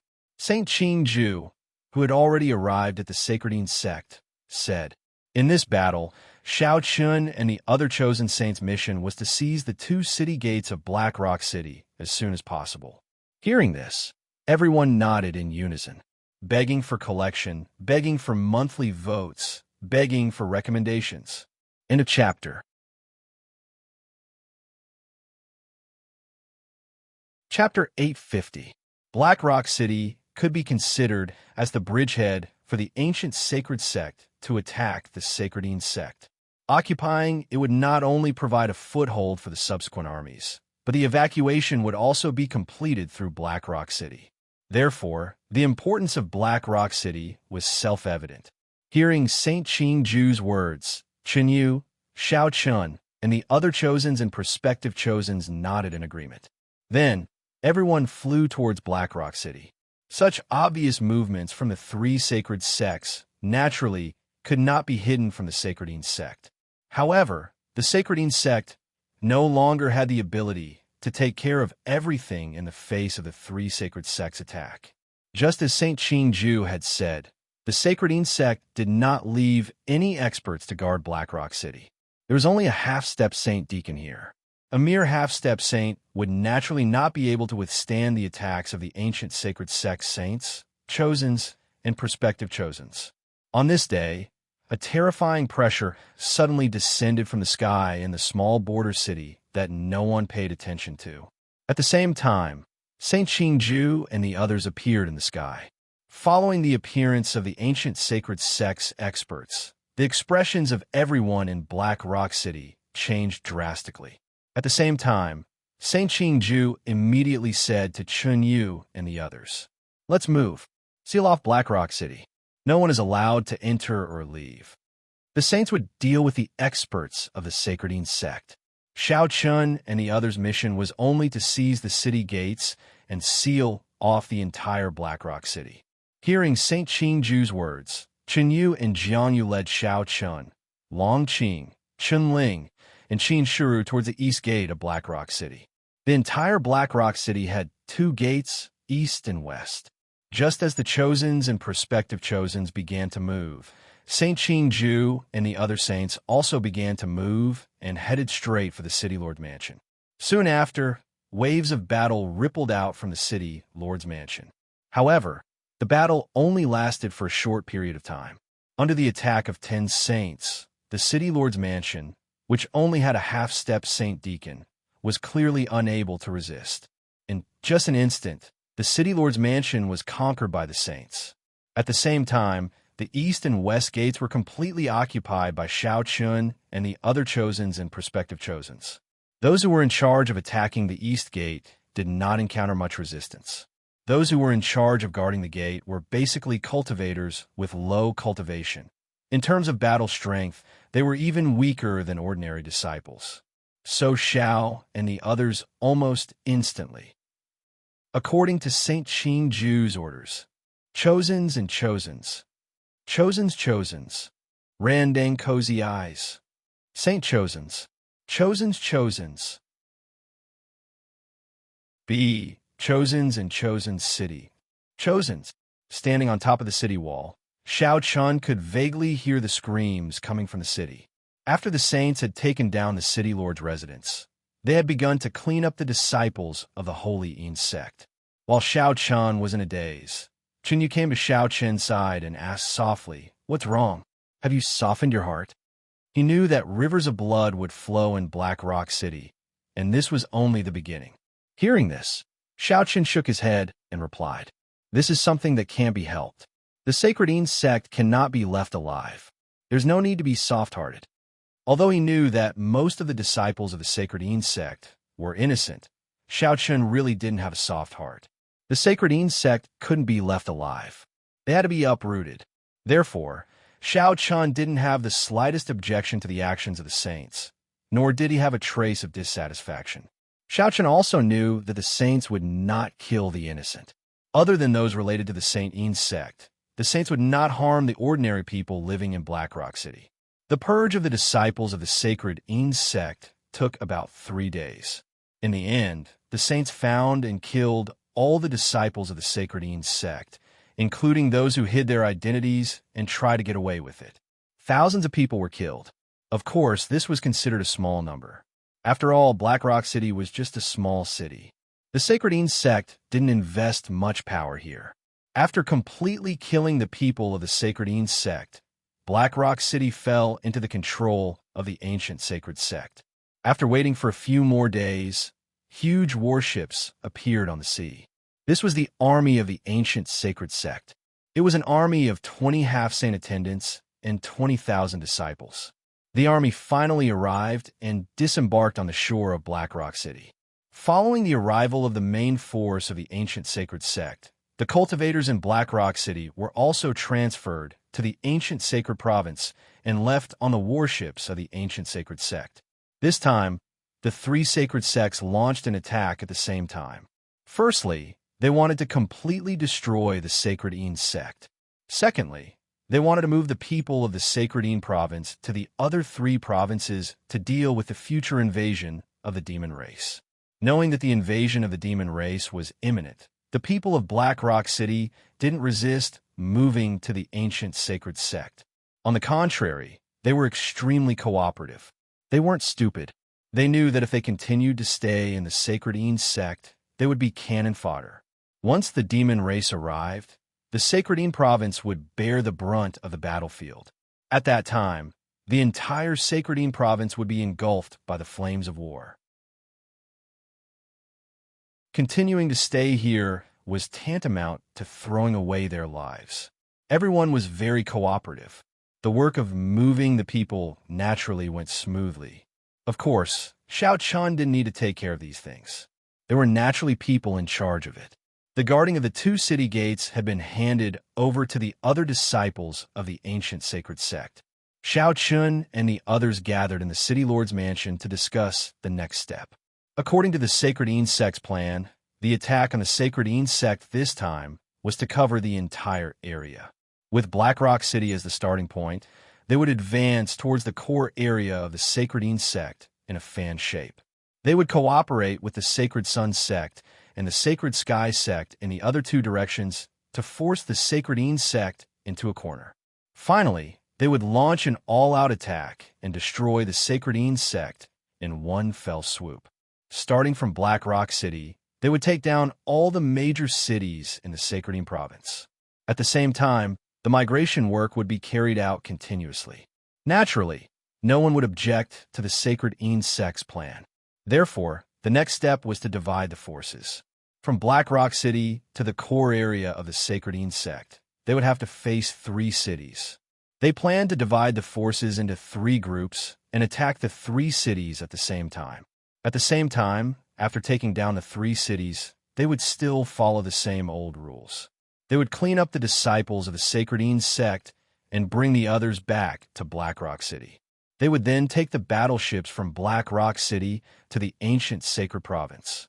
After a series of discussions, Jiang Yu, Xiao Chun, Long Qing, Chen Ling, and Qin Shu were arranged to follow Saint Tianfeng and Saint Qingju to attack a place called Baishu City. Of course, it wasn't just them. The half-saint deacons and other disciples of the ancient sacred sect would also move together, begging for collection, begging for monthly votes, begging for recommendations. In a chapter. Chapter 851. Black Rock City had been completely occupied by the ancient sacred sect, and it had become the bridgehead for the ancient sacred sect to attack the Sacredine Prefecture. At the same time, it was also the starting point for the cultivators of the Sacredine Prefecture to evacuate from the Sacredine Prefecture. Therefore, the geographical location of Black Rock City was very important, and the ancient sacred sect had specially left behind a saint and thousands of disciples to guard Black Rock City to ensure the safety of the city. After leaving behind the people guarding Black Rock City, Xiao Chun and the others split into 3 groups and began to advance toward the Sacredine sect's hinterland. Xiao Chun, Long Qing, Chen Ling, Qin Shu, and the 4th Holy Son, Jiang Yu, would follow the Tianfeng Saint and Qingju Saint to attack Baishu City. As one of the 3 cities closest to Black Rock City, Baishu City could be said to be a large city compared to Black Rock City. Even in the entire Sacredine Prefecture, Black Rock City was definitely ranked at the top. It was precisely because Baishu City was much larger than Black Rock City that the Sacredine sect had arranged for Baishu City's guards to be much stronger. However, Xiao Chun and the others were not the only ones attacking Baishu City this time. Other than Xiao Chun and the other holy sons, prospective holy sons, and 2 saints, there were also 5 half-saint deacons and 3,000 disciples of the ancient sacred sect. With such a force, it should not be a problem to take down Baishu City. Similarly, there was no transportation formation. Not only had the Sacredine sect destroyed the transportation formations to the outside world, but they had also destroyed all the major transportation formations within the Sacredine Prefecture. As a result, it was no longer possible to use transportation formations to travel within the Sacredine Prefecture. Fortunately, Baishu City was not far from Black Rock City. Even if a large group traveled at full speed, they would be able to arrive in a day's time. After setting off from Black Rock City, they headed straight for White Shoe City. One day later, Xiao Chen's group appeared outside White Shoe City. From afar, they could see that White Shoe City had already activated its city barrier grand formation. A white barrier of light enveloped the entire city. The Tianfeng Saint and the Qingju Saint immediately said, "It's the same if we break the formation." Once the formation is broken, Jiang Yu, Xiao Chun, Your mission is to bring people to attack the city gate and seal off the entire Baishu city. Like before, they had to seize the city gates first. However, there were 4 city gates in Baishu city. As such, Xiao Chun and the others had no choice but to split up. In the end, they decided that Jiang Yu, Long Qing, Chun Ling, and Xiao Chun would each lead people to seize a city gate. Of course, Qin Shiru would follow Xiao Chun. With a plan in mind, the Tianfeng Saint and the Qingjue Saint took the lead. The 2 saints soared into the sky and instantly appeared above White Shu City. Even though they were separated by the formation, their terrifying pressure still caused the many sacred insect cultivators in White Shu City to tremble in fear. They also did not send any saints to guard White Shu City. After all, the number of saints they had to face the 3 great sacred sects at the same time was extremely limited. It was impossible for them to disperse and allow the 3 great sacred sects to attack them one by one. Without any saints, it was destined that White Shu City would not be able to withstand the attack of the ancient sacred sects. The Sacred Insect must have realized this as well. Therefore, from the beginning, the people guarding White Shu City could be considered as abandoned pawns of the Sacred Insect. It was impossible for there to be any reinforcements. They could only rely on the Great City Barrier Array to stall for time. However, such a delay would not last for long. Without wasting any time, the Tianfeng Saint and the Qingjue Saint immediately launched their attacks. Under the attacks of the 2 saints, the Great City Barrier Array of White Shu City began to shake. Wave after wave of attacks bombarded the light barrier of the Great City Barrier Array. The light barrier grew weaker and weaker with the attacks of the Tianfeng Saint and the Qingjue Saint. It seemed that it would not be able to hold on for long. In just an hour, the Great City Barrier Array of White Shu City had reached its limit. Seeing that the Great City Barrier Array was about to shatter, Xiao Chun and the others followed the original plan and scattered outside the 4 city gates. Once the Great City Barrier Array was broken, they would immediately launch an attack and seize the city gates as quickly as possible. They were all on guard, waiting for the Great City Barrier Array to shatter. Just as everyone was waiting, the Tianfeng Saint and the Qingjue Saint launched the final attack at the same time. As the attacks of the 2 fell, the Great City Barrier Array of White Shu City shattered with a muffled sound.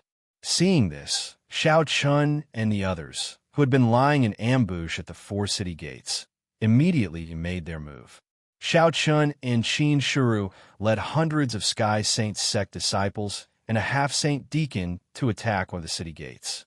Facing the attack of Xiao Chun and the others, the Saint Insect cultivators on the city walls were on high alert. Soon, the 2 sides engaged in a fierce battle at the city gates.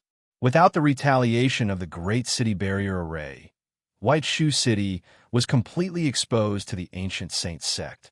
Facing the Saint Insect disciples, no one would hold back.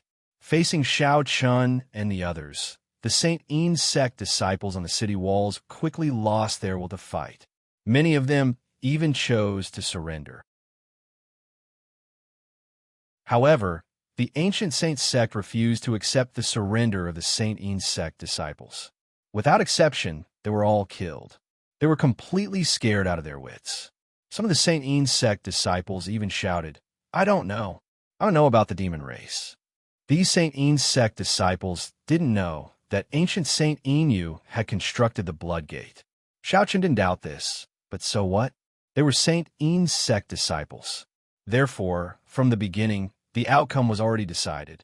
This matter concerned the survival of the Tianhe continent. This was no longer a matter that could be settled by just saying that they were innocent. The goal of the 3 great saint sects was very clear. They wanted to completely eradicate the Saint sect. Although Xiao Chun couldn't bear it, he also knew that now wasn't the time to be soft-hearted. Therefore, after attacking the city walls, Xiao Chun killed more than 10 Saint Insect disciples. At this time, in front of Xiao Chun, a Saint Insect disciple with a charming appearance knelt in front of Xiao Chun, crying and begging. "Senior brother, I really don't know. I really don't know that the old ancestor constructed the Blood Gate to lure the demon race to attack the Tiana continent. I really don't know. Senior brother, please let me go. I really don't know. Her eyes were filled with fear and pleading. Facing this female disciple, Xiao Chen's heart softened. He let out a breath of turbid air and said softly, "Things have already turned out this way. Now that things have come to this is no longer something that a single person can control. Regardless of whether they are innocent or guilty, Sacredine sect must be destroyed." Xiao Chun pointed his finger as soon as he finished speaking, and a beam of golden sword aura instantly pierced through the forehead of the female disciple.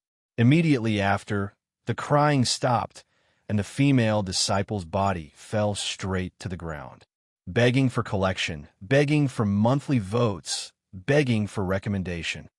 End of chapter.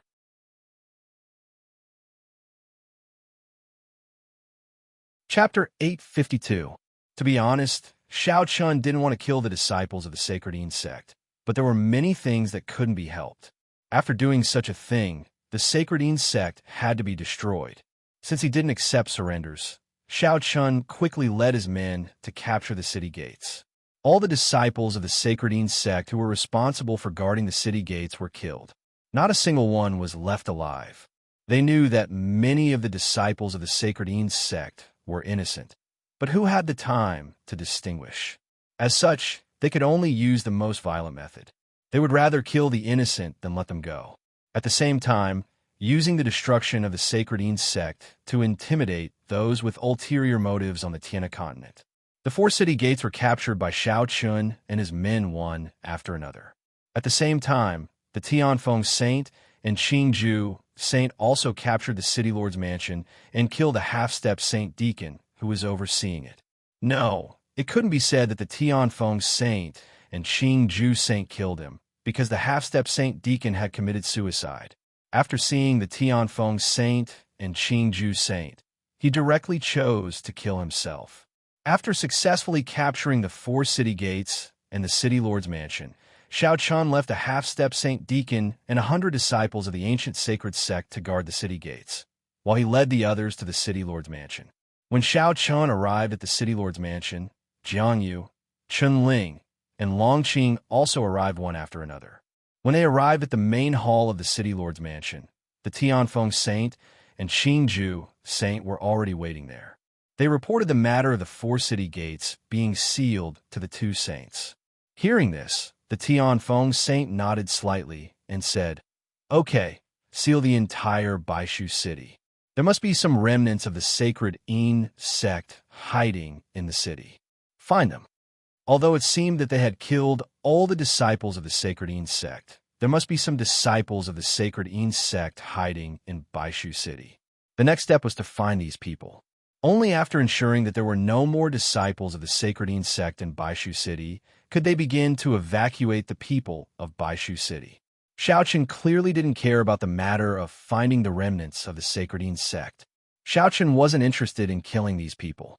Therefore, after reporting the matter to the Tianfeng Saint and Qingju Saint, Xiao Chun directly returned to the rear courtyard of Baishu city to rest. At least, he had to stay in Baishu city for a few days. So Xiao Chun directly stayed in the city lord's residence of the sacred Yin sect. Moreover, given the proud nature of Xiao Chun and the others, they obviously wouldn't kill these people who didn't even have the strength to resist. Therefore, the matter was naturally handed over to several half-step Saint Deacons of the ancient sacred sect to deal with. While the outside world was in a mess, Xiao Chun and the others were drinking and chatting in the city lord's residence. Although the wine was in front of them, they could feel that Xiao Chun and the others weren't in a good mood. After taking a sip of wine, Qin Shuru said coldly, "It's been 2 days, right?" It had been 2 days since they captured Baishu city. During these 2 days, the search for the remnants of the sacred Yin sect hadn't stopped. Hearing Qin Shuru's words, Xiao Chun nodded indifferently. "Yes, it's been 2 days. I wonder how many people have died." Longqing said, "In these 2 days, there were indeed quite a few disciples of the sacred Yin sect that were found out. Without exception, all of them were scared out of their wits. However, without exception, all of them were beheaded in public. There are already over 1,000 people, Jiang Yu replied softly after hearing Long Qing's words. In the past 2 days, over 1,000 disciples of the Sacred sect have been found and beheaded. The square of Baishu City was now littered with the corpses of the disciples of the Sacred sect. Although the blood didn't flow like a river, the scene was indeed shocking. In fact, it wasn't that no one had objected to the 3 great sacred sects' methods. They felt that the 3 great sacred sects were too cruel. After all, there were nearly 100,000 disciples of the Sacred sect. Many of them didn't know about the blood door and why the 3 great sacred sects wouldn't let them go. However, these people who thought they were saints had overlooked one point. If the 3 great sacred sects didn't use such an iron-blooded method to destroy the Sacred sect, how could they intimidate the others of the Sky River continent? Wouldn't they collude with other races in an attempt to destroy the Sky River continent in the future if they were just a little unhappy? Also, how could they guarantee that the disciples of the Sacred sect were innocent? If they let them go, how could they guarantee that they wouldn't collude with the demon race again when they invaded the Sky River continent? It should be known that the Sacred sect had already been abandoned by the 3 great sacred sects. In the future, when the demon race invaded, the Sacred sect would be the battlefield. What would happen if some of the people who moved from the Sacred sect to the other 3 provinces secretly colluded with the demon race and helped the demon race infiltrate the other 3 great sacred sects? No one was born to be a murderous maniac. Just like Xiao Chun and the others, they didn't want to be like this, but there was no other way.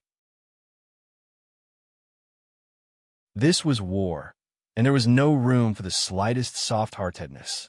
And it just so happened that the one who started this war was the Sacred sect. Over 1,000 people had already been killed. Hearing Jiang Yu's words, Xiao Chun and the others didn't say anything. Over 1,000 people. And this was just the beginning. This lasted for 5 days. Finally, after confirming that there were no more disciples of the Sacred sect in Whiteshoe City, Saint Qingju and Saint Tianfeng began to arrange the migration of the people of Whiteshoe City. Apart from the disciples of the Sacred sect, no one else suffered the slightest injury. The ancient sacred sect also didn't indiscriminately kill the innocent. Groups of cultivators and commoners of Whiteshoe City, under the protection of the ancient sacred sect's disciples, began to move towards Black Rock City. There, the ancient sacred sect battleship would take everyone to the ancient sacred province. Now that the matters of Whiteshoe City had been properly arranged, the next step was naturally to advance towards the Sacred sect. Time passed very quickly, and half a month had already passed. In this half a month, the ancient sacred sect, Sacred Sun sect, and Sacred Sky sect attacks could be described as unstoppable. In just half a month, the 3 sacred sects had already arrived at the Sacred sect city. Of course, the reason why it was so smooth was because the Sacred sect didn't send any experts to guard the other cities. Instead, they concentrated their forces on guarding the Sacred sect. It was precisely because of the Sacred sect's choice that the 3 sacred sects didn't encounter any decent resistance along the way. At the very least, the saints, holy sons, and quasi-holy sons of the Sacred sect hadn't appeared yet. Begging for collection, begging for monthly votes, begging for recommendations. End of chapter.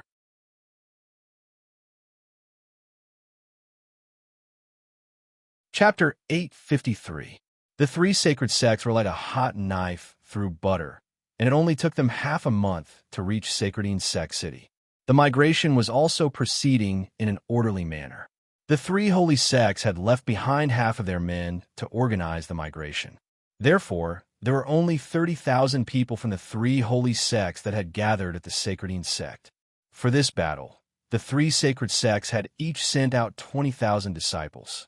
Half of them were in charge of organizing the migration, while the other half were gathered at Sacred sect city. Compared to the nearly 100,000 disciples of the Sacred sect, the mere 30,000 disciples of the 3 sacred sects were indeed a little small. However, one should not forget that even though the number of disciples was small, the 3 sacred sects had a total of 30 saints. Not only did they completely crush Sacred Ene's sect in terms of saints, but they also had several times more half-saint deacons, holy sons, and prospective holy sons. Both the top combatants and the core forces had an overwhelming advantage. Therefore, the outcome of this battle was already decided. Setting up camp outside Sacred Ene's sect, the saints of the three sacred sects gathered together. They didn't have any plans, nor did they need any. This was the final battle. After this battle, Sacred Ene's sect's name would be completely erased from the heavenly river continent. We'll attack tomorrow and take down Sacred Ene's sect as soon as possible, a saint of the heavenly sacred sect said. Hearing this, the other saints didn't have any objections. Now that the army was already at the city's gates, they naturally had to end the battle as soon as possible. The three sacred sects had already decided to launch the final attack on Sacred Ene's sect. On the other side, Prime Saint Enu and a dozen other saints of Sacred Ene's sect were gathered together in the main hall of Sacred Ene's sect. However, the saints from the Sacred Ene's sect all had grave expressions on their faces. They naturally knew that the three sacred sects had completely surrounded the Sacred Ene's sect. Not to mention humans, even a bird wouldn't be able to fly out now. Sweeping her gaze over the dozen saints of Sacred Ene's sect, Prime Saint Ene, you didn't seem worried at all. She said calmly, "This is the final battle. Although my Sacred Ene's sect may be destroyed, so what? The Blood Gate has already been formed.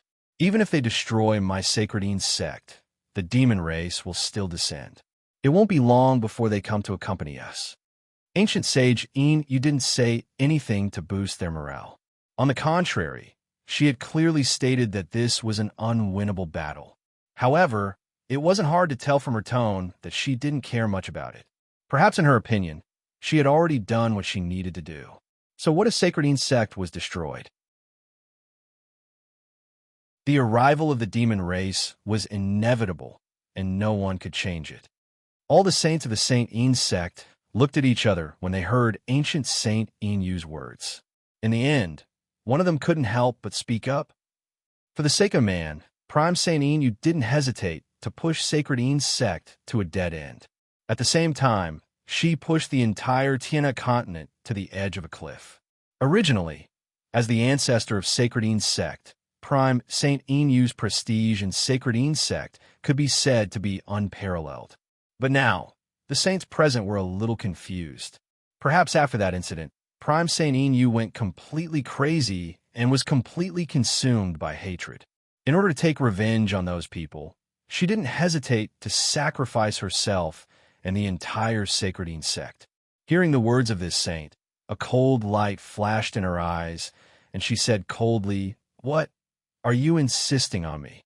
Disciple doesn't dare." The saint replied respectfully when she heard ancient sage Enu's words.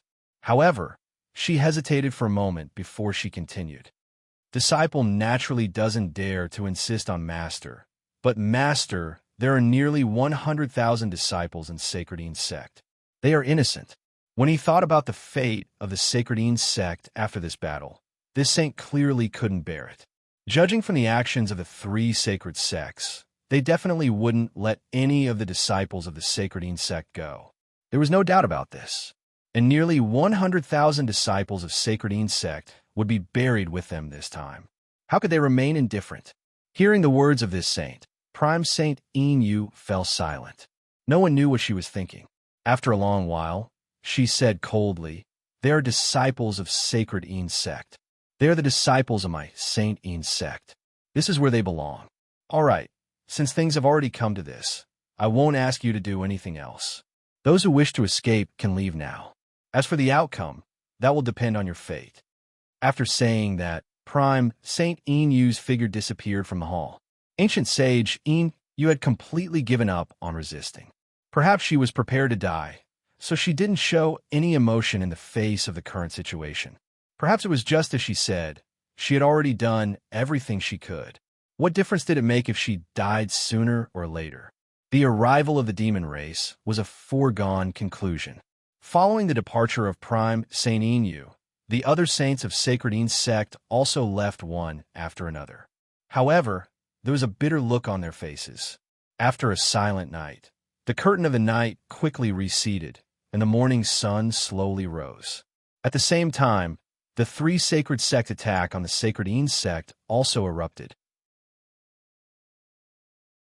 From all directions, the disciples of the three sacred sects, as well as the half-saint deacons, attacked the sacred insect. Xiao Chun was naturally no exception. Accompanied by Chun Ling, Long Qing, and Qin Shu, Xiao Chun took the lead and killed his way into sacred insect. Xiao Chun only had one goal for this battle, and that was to find Gu Lingyao. At the same time, a terrifying pressure descended from the sky above sacred insect. A black-robed prime, Saint Inu, appeared in the sky. At this time, she was even more beautiful than usual. Clearly, she had put in a lot of effort to dress up. She was seductive and cold, and a single look from her was enough to capture one's soul. Ancient Saint Inu had such a beautiful face, but her expression was incomparably cold as she stood proudly in the sky. She did not care about the battle below, nor did she care about the disciples of sacred insect being killed by the three sacred sections. Still not coming out? I've been waiting for this battle for thousands of years. As her voice fell, Randang Kozii, Prime Saint Tianyang, and Prime Saint Ice Lotus slowly appeared. The four old, ancestor-level figures stood proudly in the sky. Looking at the three of them, Prime Saint Inu didn't have the slightest trace of sadness or joy in her eyes.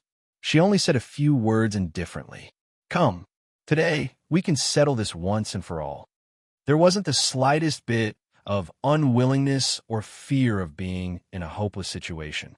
On the contrary, Prime Saint Inu gave off a feeling of relief.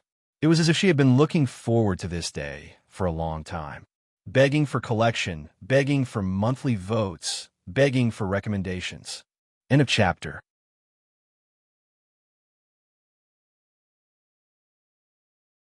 Chapter 854. It was as if she had been waiting for this day to come. Hearing ancient sage Inu's words, Randang Kozii sighed softly and said, "Inu, is this really the result you wanted? Not only did you harm yourself, but you also harmed the entire sacred insect. Why bother? Why bother? Haha, are you qualified to say such things to me? If it weren't for you, how could Brother Sheng and I have fallen to such a state? How could Brother Sheng be so heartless to me? It's all because of you. I want to destroy the Tiana continent and bury everyone with me." Ancient sage Inu sneered when she heard Randang Kozii's words. Her laughter was filled with madness. From the day she started constructing the Bloodgate, ancient sage Inu had already stopped caring about her own life. Hearing ancient sage Inu's words, a complicated look flashed in Randang Kozii's eyes, but he didn't say anything else. Ancient sage Inu was indeed hateful. She didn't hesitate to put the entire Tiana continent in danger for the sake of revenge. But on the other hand, ancient sage Inu was also an extremely sentimental person. Perhaps it was because of her obsession with love that she ended up in her current state. Back then, Randang Kozii and the others wanted to kill ancient sage Inu. Although Xiao Sheng saved her life, Xiao Sheng also left her. She couldn't forget Xiao Sheng for the rest of her life. Ancient sage Inu's hatred gradually grew. In the end, she hated the entire Tiana continent. Perhaps in ancient sage Inu's heart, there was no need for a world without Xiao Sheng. She might as well destroy it. Because of this, ancient sage Inu didn't hesitate to construct the Bloodgate and destroy the Tiana continent. At this point, there was nothing more to say. Randang Kozii remained silent. Ancient sage Tianyang said coldly, "Why are you wasting your breath on her? You should have killed her back then." Ancient sage Tianyang obviously didn't have such a good temper. After saying that, he prepared to attack. However, at this moment, a terrifying pressure appeared in the sky. Then, another beautiful woman appeared in the sky. Unlike ancient sage Ice Lotus's coldness and ancient sage Inu's seductive charm, the first impression she gave off was one of gentleness and gentleness. At first glance, it gave people the impulse to protect her at all costs. However, don't be deceived by such an appearance. With the strength of this beautiful woman, she didn't need anyone to protect her. Or rather, no one in the Sky River continent was qualified to protect her. She was dressed in a simple green dress and looked like a lady next door. Beside her stood a similarly beautiful young lady. Both Prime Saint Inu and Prime Saint Ice Lotus were stunned when they saw the beautiful lady. Then they spoke in unison. Munch, the two ladies called out the name of this beautiful woman at the same time. However, their tone was filled with hostility. Facing this, the beautiful woman in green remained calm as the corner of her mouth revealed a faint smile. Looks like we made it in time. I never thought that we would be able to get together again one day. It's a pity that Brother Sheng is missing. When Brother Sheng was mentioned, Meng Jie's eyes flashed with nostalgia and sadness. The fact that Meng Jie was so familiar with Prime Saint Inu and Prime Saint Ice Lotus meant that she was a powerful old ancestor as well. That's right. This beautiful woman was called Ancient Sage Meng Jie. She was a figure from the same era as Ancient Sage Inu and Ancient Sage Ice Lotus. However, Ancient Sage Meng Jie didn't belong to any faction. She should be considered one of those old monsters who lived in seclusion. The sudden appearance of Ancient Sage Meng Jie caused the situation in the sky to change. No one knew what her purpose was. Regarding this, Ancient Sage Tianyang, who was the most impatient of them all, couldn't help but ask, "Meng Jie, what do you mean? Are you going to intervene in this matter?" "That's right," Ancient Sage Meng Jie replied bluntly after hearing Ancient Sage Tianyang's words. Without waiting for Ancient Sage Tianyang's reply, Ancient Sage Meng Jie looked directly at Ancient Sage Inu and said calmly, "Ancient Sage Inu, you've gone overboard. Inue, you've gone too far in some things. If Brother Sheng was really heartless back then, how could you be standing here now? It's because Brother Sheng had feelings for you that he let you go. Do you know that after you escaped back then, Brother Sheng fought Daipamkara, Tianyang, and the others alone? Brother Sheng has done enough for you." Ancient Sage Meng Jie was very clear about what happened back then, because she was also one of the people involved. Moreover, Ancient Sage Meng Jie, Ancient Sage Ice Lotus, and Ancient Sage Inu was Xiao Sheng's confidant back then.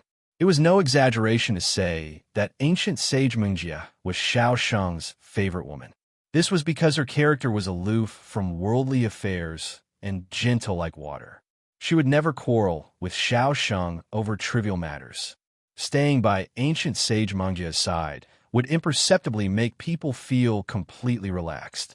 Because of this, Xiao Sheng liked to stay with Ancient Sage Meng Jie back then. As a result, Ancient Sage Inu and Ancient Sage Ice Lotus were quite critical of Ancient Sage Meng Jie. Originally, after Xiao Sheng disappeared, Ancient Sage Meng Jie had been in seclusion.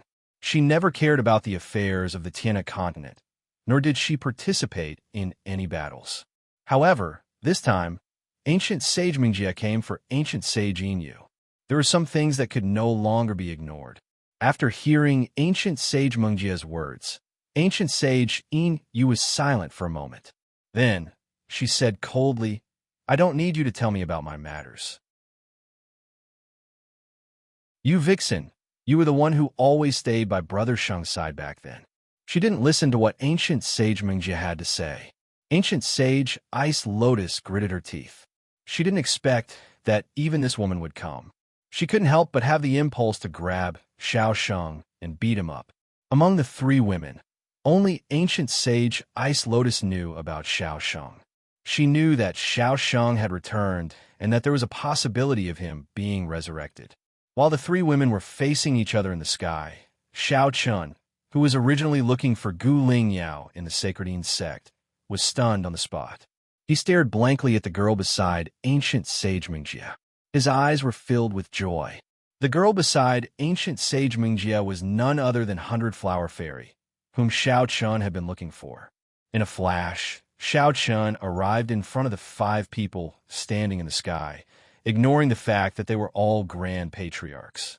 He looked at Fairy of 100 Flowers and shouted, "Fairy of 100 Flowers." Hearing Xiao Chen's words, 100 Flower Fairy also noticed Xiao Chun flying over. She also smiled, but before she could say anything, Ancient Sage Tianyang said unhappily, "Boy, is this a place where you can come? Get lost." The 5 people standing here were all old ancestor-level figures, let alone Xiao Chun. Even ordinary saints weren't qualified to come here. After saying that, ancient sage Tianyang forcibly sent Xiao Chun back, begging for collection, begging for monthly votes, begging for recommendation.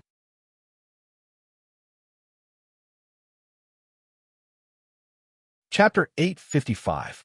Everyone present was a great ancestor, and yet Xiao Chun, a junior, dared to charge at them recklessly. Prime Saint Tianyang was about to make a move to repel Xiao Chun. Prime Saint Tianyang did not intend to kill Xiao Chun. He did this to protect him. Although Xiao Chun was talented, it was still too early for him to step on the stage. It was not an exaggeration to say that a battle between great ancestors could easily turn Xiao Chun into a pulp. However, just as Prime Saint Tianyang was about to make a move, Prime Saint Ice Lotus stopped him and said indifferently, "Let him come over." Prime Saint Tianyang was puzzled when he saw this. However, he did not know that Prime Saint Ice Lotus was doing this because of Xiao Sheng. Now that Prime Saint Ice Lotus, Prime Saint Inu, and Prime Saint Mingjia had gathered together, it was time for Xiao Sheng, the culprit, to show himself. Due to Xiao Sheng's departure, the former love rivals had cut off all contact with each other. But today, they were once again gathered together. Moreover, Xiao Sheng had returned.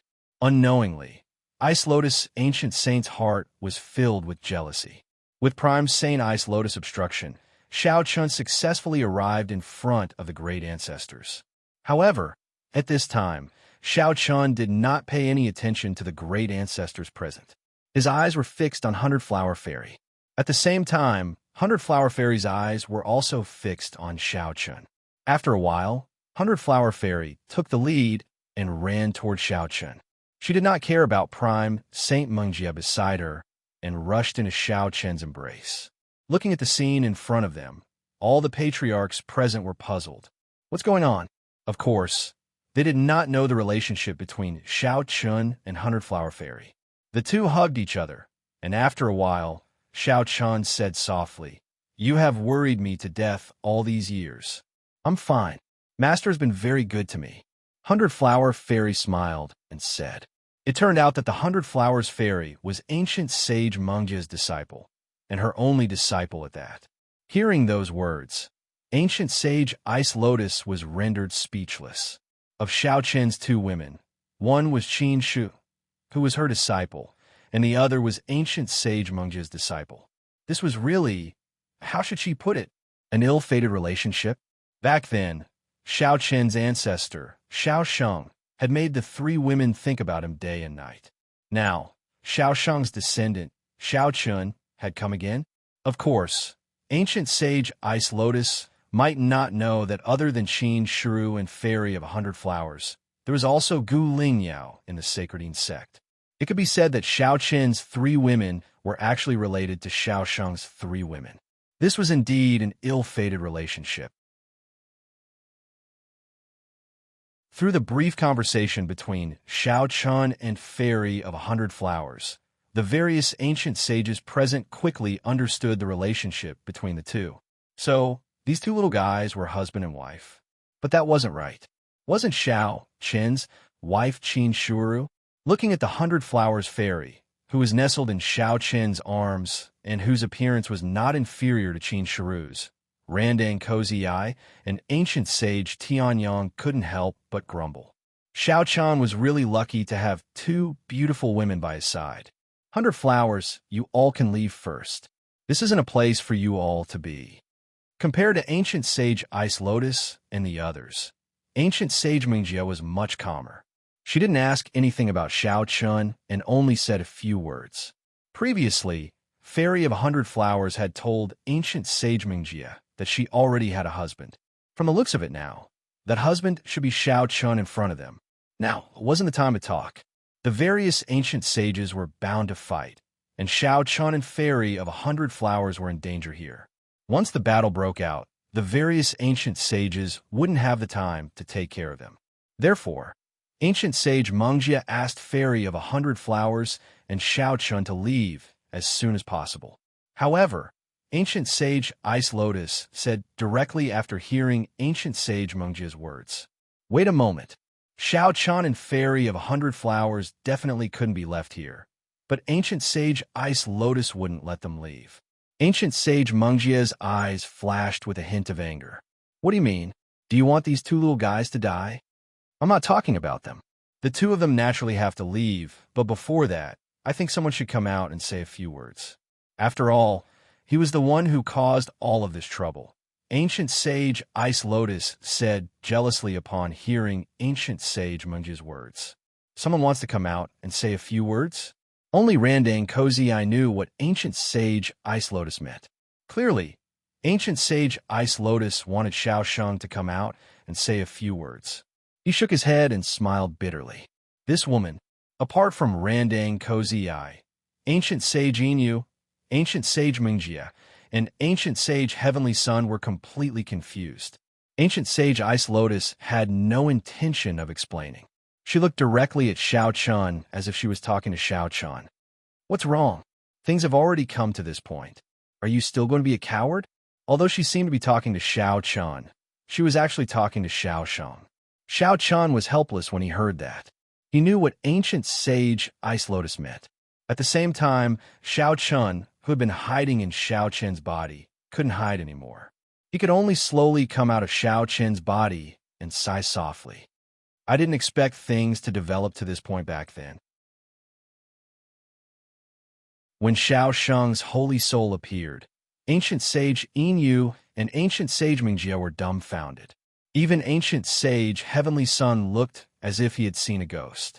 Several thousand years had passed. Xiao Sheng was still alive. Apart from Prime Saint Ice Lotus and Prime Saint Randang, who knew what was going to happen, the other three Prime Saints were completely stunned. It was only after a long while that Prime Saint Mengjia said in a trembling voice, "Brother Sheng, is it really you?" Her voice was clearly trembling. Upon hearing that, Xiao Sheng looked at Ancient Sage Mengjia, and a gentle look flashed across his eyes. Time didn't seem to have left any traces on Ancient Sage Mengjia's face. She was still as beautiful as she was thousands of years ago. It wasn't just Ancient Sage Mengjia. In fact, Ancient Sage Yin and Ancient Sage Ice Lotus were the same. Although time had passed, their appearances hadn't changed much. When Ancient Sage Yin and Ancient Sage Mengjia's eyes met, Ancient Sage Yin also recovered from her shock. At first, she was incomparably excited, but soon her excitement was replaced by endless hatred.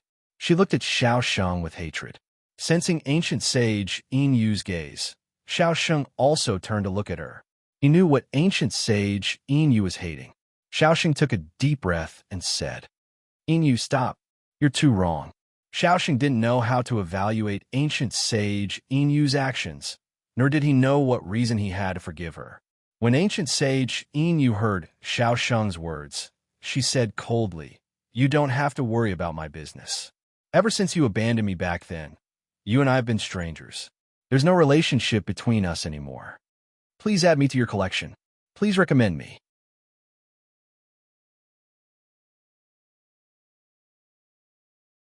Chapter 856. Ancient Sage Yinyu said coldly, her words full of hatred. Hearing this, Xiao Sheng did not say anything more.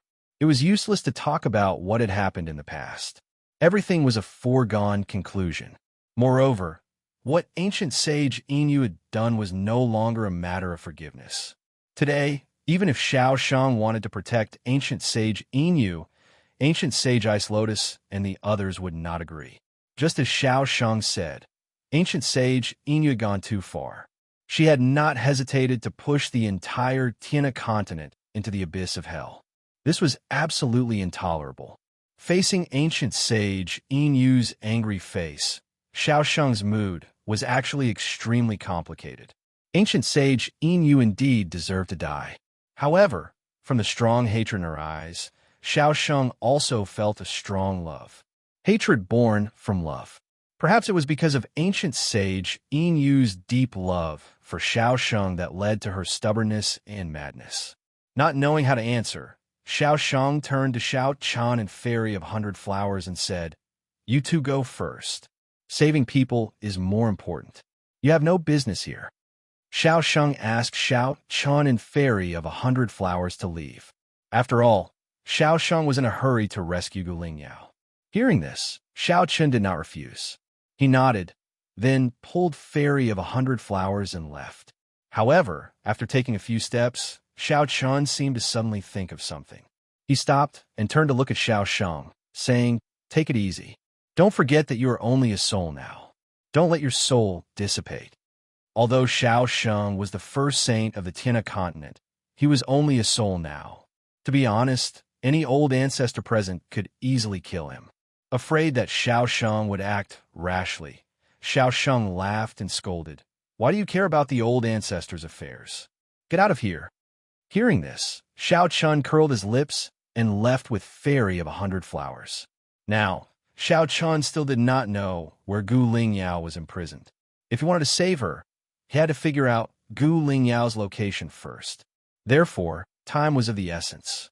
As for Xiao Sheng, there was nothing Xiao Chun could do to help. Xiao Sheng was the one who caused the trouble, so he had to deal with it himself. Xiao Chun and Fairy of 100 Flowers left. In the sky, the old ancestors looked at each other. Ancient sage. So, hearing, Inwe, stop. It's enough. Stop? Haha, Xiao Sheng, do you think it's possible? Ancient sage Yin sneered. Xiao Sheng did not say anything after hearing Ancient sage Yinu's answer. He stepped back silently, leaving some space for everyone. The meaning behind Xiao Sheng's actions was very clear. He would not stop this matter. Speaking of which, Xiao Sheng felt very helpless in his heart. Did he really have no feelings for Ancient Sage Yin? This was obviously impossible. In the face of a woman who loved him so deeply, no man would be able to remain indifferent, right? Although Ancient Sage Yinu's love was abnormal and crazy, it was undeniable that she had feelings for Xiao Sheng. However, the current situation was not something Xiao Sheng could change. Putting everything else aside, Xiao Sheng's current state made it impossible for him to change anything. He was no match for these old ancestors. Even Randang Cozy Eye, Ancient Sage Ice Lotus, and Ancient Sage Mingjia would not agree to let Ancient Sage Yinyu go, let alone Ancient Sage Heavenly Sunday. Even old ancestors would have to die for what she had done. Ancient Sage Ice Lotus looked at Ancient Sage Yinyu helplessly. After Xiao Sheng took the initiative to move away, a strong pressure erupted from his body. He looked at Ancient Sage Yinyu and said, "Yinyu, let's settle everything today. That's for the best." Upon hearing Ancient Sage Ice Lotus's words, Ancient Sage Yinyu responded with a sneer. Her aura was not to be outdone. As soon as her voice fell, the two old ancestors immediately engaged in a fierce battle. At the same time, Randang Cozy Eye, Ancient Sage Heavenly Sun, and Ancient Sage Mungjia also attacked one after another.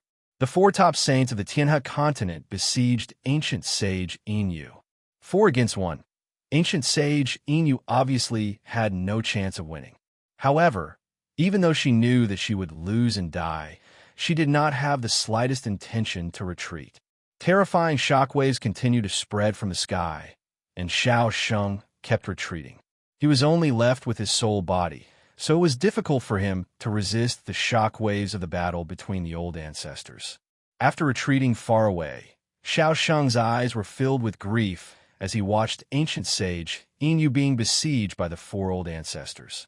No one could understand the bitterness in Xiao Sheng's heart.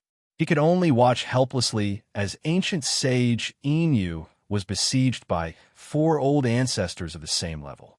The injuries on her body kept increasing, and she kept spitting out mouthfuls of blood. Facing the 4 old ancestors alone, Ancient Sage Yinyu narrowly dodged Ancient Sage Ice Lotus's attack. However, before she could adjust, Ancient Sage Heavenly Sun's attack landed on her back. She spat out a mouthful of blood, and her whole body was sent flying. Her aura instantly withered.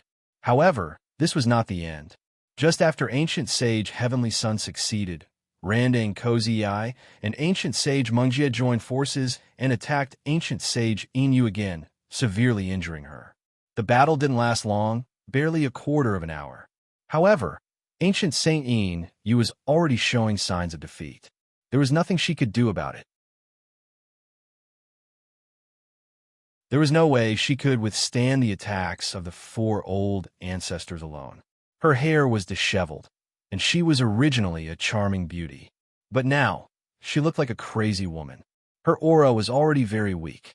Facing the attacks of old ancestors of the same level, even ancient sage Inyu could not withstand more than a few hits. Ancient sage Ice Lotus said indifferently to ancient sage Inyu, "Kill yourself. That way, you can die with dignity." Upon hearing ancient sage Ice Lotus's words, ancient sage Inyu did not reply. However, she did not attack again. Instead, she focused on tidying up her hair. There was still a trace of blood at the corner of her mouth, and her face was extremely pale. However, ancient sage Inyu only cared about tidying up her makeup. Seeing this, ancient sage Heavenly Sun snorted coldly. You're already going to die. Why are you still doing such useless things?" Ancient sage Inyu ignored ancient sage Heavenly Sun's cold snort. She continued tidying up her makeup while turning to look at Xiao Sheng. A rare smile appeared on her face as she thought to herself, "In the end, I just want to leave my most beautiful appearance in front of you." No one knew what was going through ancient sage Inyu's mind when she was about to die. She ignored her injuries and paid no heed to her injuries. Instead, she paid more attention to her makeup. Perhaps this was the most normal behavior of a woman when facing the man she loved. Ancient sage Inyu was no exception. In the blink of an eye, another year has passed. I remember that last year, Windless was still riding the God Emperor and Demon Emperor. But now, the God Emperor and Demon Emperor have already been finished for half a year, and Sword Master Ba Huang has almost reached 1,000 chapters. I won't say anything more, but thank you, brothers, for accompanying me all the way. I wish all my brothers and sisters a happy new year. In the new year, all your wishes will come true.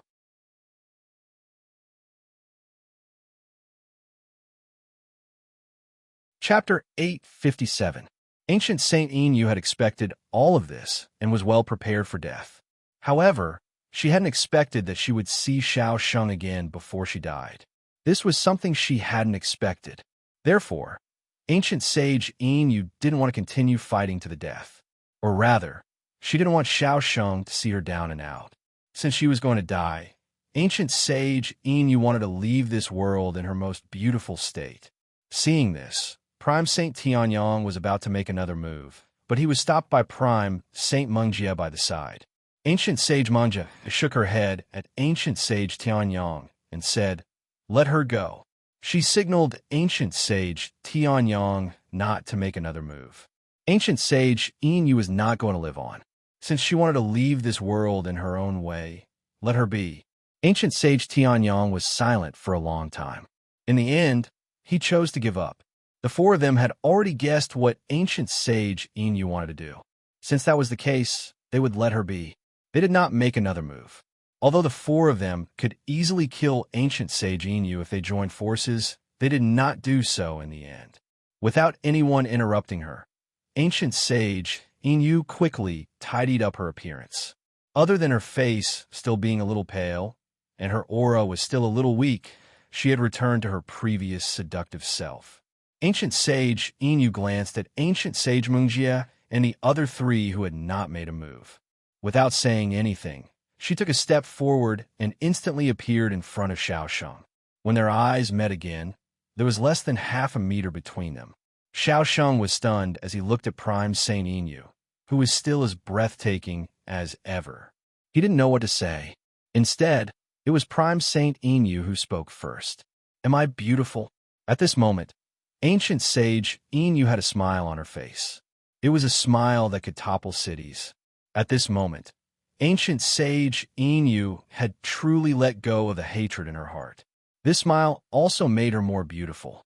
Upon hearing this, Xiao Sheng nodded instinctively. Beautiful, very beautiful. After being praised by Xiao Sheng, Ancient Saint In Yu's smile became even brighter. Then, it was as if she had returned to the past, back to thousands of years ago, back to the time when she and Xiao Sheng were traveling the Tiana continent together. At that time, ancient sage In Yu hadn't been consumed by hatred. As long as she could stay by Xiao Sheng's side, she wouldn't feel sad even if the sky collapsed. Ancient sage In Yu said with a smile so beautiful that it could topple cities. I remember the first time you praised me. I couldn't sleep the entire night. In Yu, Upon hearing her words, Xiao Sheng spoke. But before he finished his sentence, ancient sage In Yu extended her arm to stop Xiao Sheng. Then, without waiting for Xiao Sheng's consent, she threw herself into Xiao Sheng's arms. She nestled against Xiao Sheng's chest, blushing slightly, but wearing a blissful smile on her face. Ancient sage In Yu said softly, "Brother Sheng, do you know that I really love you? I love you so much. Back then, you forcefully saved my life, but in the end, you still heartlessly rejected me. But you don't know that if you weren't by my side, I would rather die. You don't know how I've survived all these years. A world without you would be better off destroyed." Ancient sage In Yu said slowly. Hearing her words, Xiao Sheng fell into silence. Then, as ancient sage In Yu spoke, her body began to dissipate into thin air. In the distance, ancient sage In Yu and the other side. In the end, ancient sage In Yu chose to commit suicide. She chose to commit suicide in Xiao Sheng's arms. Xiao Sheng, who had burned his soul, could sense the changes in ancient sage In Yu. Naturally, he knew what this meant, but Xiao Sheng didn't say anything. In the final moment, Xiao Sheng chose to hug ancient sage In Yu tightly. Feeling Xiao Sheng's embrace, a blissful smile hung on ancient sage In Yu's face even in the final moments of her life. In the end, half of ancient sage In Yu's body had disappeared, leaving only her upper body. She looked up at Xiao Sheng, her eyes filled with tenderness. "Brother Sheng, I don't regret what I've done." Even now, ancient sage In Yu still didn't regret what she had done. Perhaps this was the embodiment of her stubbornness, or perhaps it should be said that it was her pride, which she hadn't let go of even in the end. Hearing this, Xiao Sheng couldn't blame ancient sage In Yu anymore. She was an extremely stubborn woman, and her love for him was deep, crazy, and stubborn. Sighing softly, Xiao Sheng looked at ancient sage In Yu in his arms and said, "I don't blame you, nor do I hate you. If I could do it again, perhaps I would have made a different choice." Xiao Sheng didn't blame or hate ancient sage In Yu. Although she was the one who had caused the Tiana continent to fall into a desperate situation, could Xiao Sheng hate her? Or rather, could he hate her? Hearing Xiao Sheng's words, ancient sage In Yu's smile became even more brilliant. Accompanied by this smile, ancient sage In Yu finally disappeared in Xiao Sheng's arms. An ancestor-level figure of a generation had fallen just like that.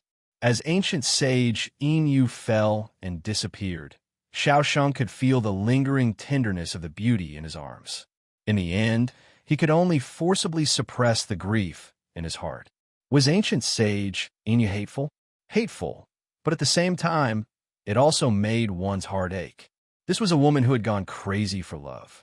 It was precisely because of this madness that she had embarked on the path of no return.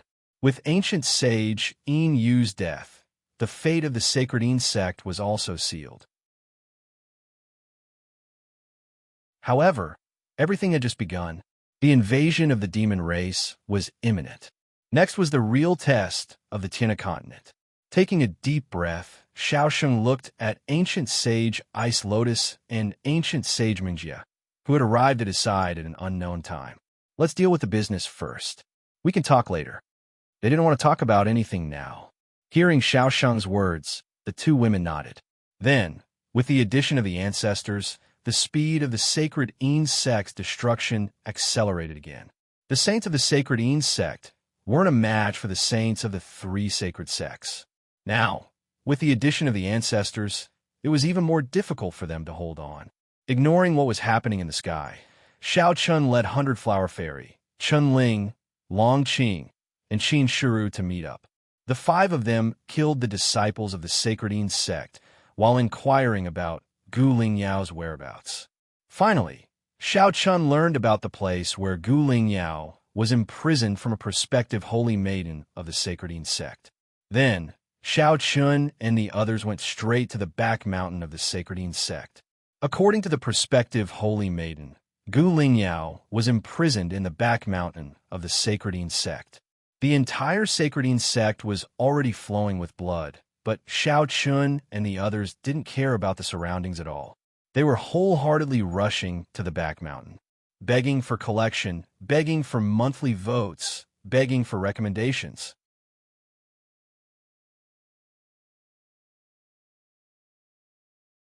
Chapter 858. They rushed all the way to the back mountain of the Sacredine sect. They already knew that Gu Lingyao was locked up there. In fact, the matter of Gu Lingyao had nothing to do with Prime Saint Inu. Or rather, Prime Saint Inu didn't care about it at all. She was already a madman who wanted to destroy the Heavenly River continent. Why would Prime Saint Inu care about the inheritance of the Sacredine sect? Although the moon god physique was powerful, it didn't have the slightest weight in Prime Saint Inu's heart. Because Prime Saint Inu already knew that with her actions, the Sacredine sect would definitely be destroyed by the other 3 sacred sects. Therefore, she didn't care about the moon god physique. Because of this, Prime Saint Inu didn't care about the matter of Gu Lingyao at all. From the beginning to the end, it was the great elder of the Sacredine sect who dealt with this matter. There was only one reason why the great elder of the Sacredine sect cared so much about this matter, and that was because the other moon god physique was actually the great elder's granddaughter. Therefore, she didn't hesitate to bring Gu Lingyao back to the Sacredine sect at all costs. For so many years, the matters of the Sacredine sect were generally handled by the great elder. Prime Saint Inu almost didn't care about anything. She only cared about the construction of the blood door. Along the way, Xiao Chun didn't care about the surrounding disciples of the Sacredine sect.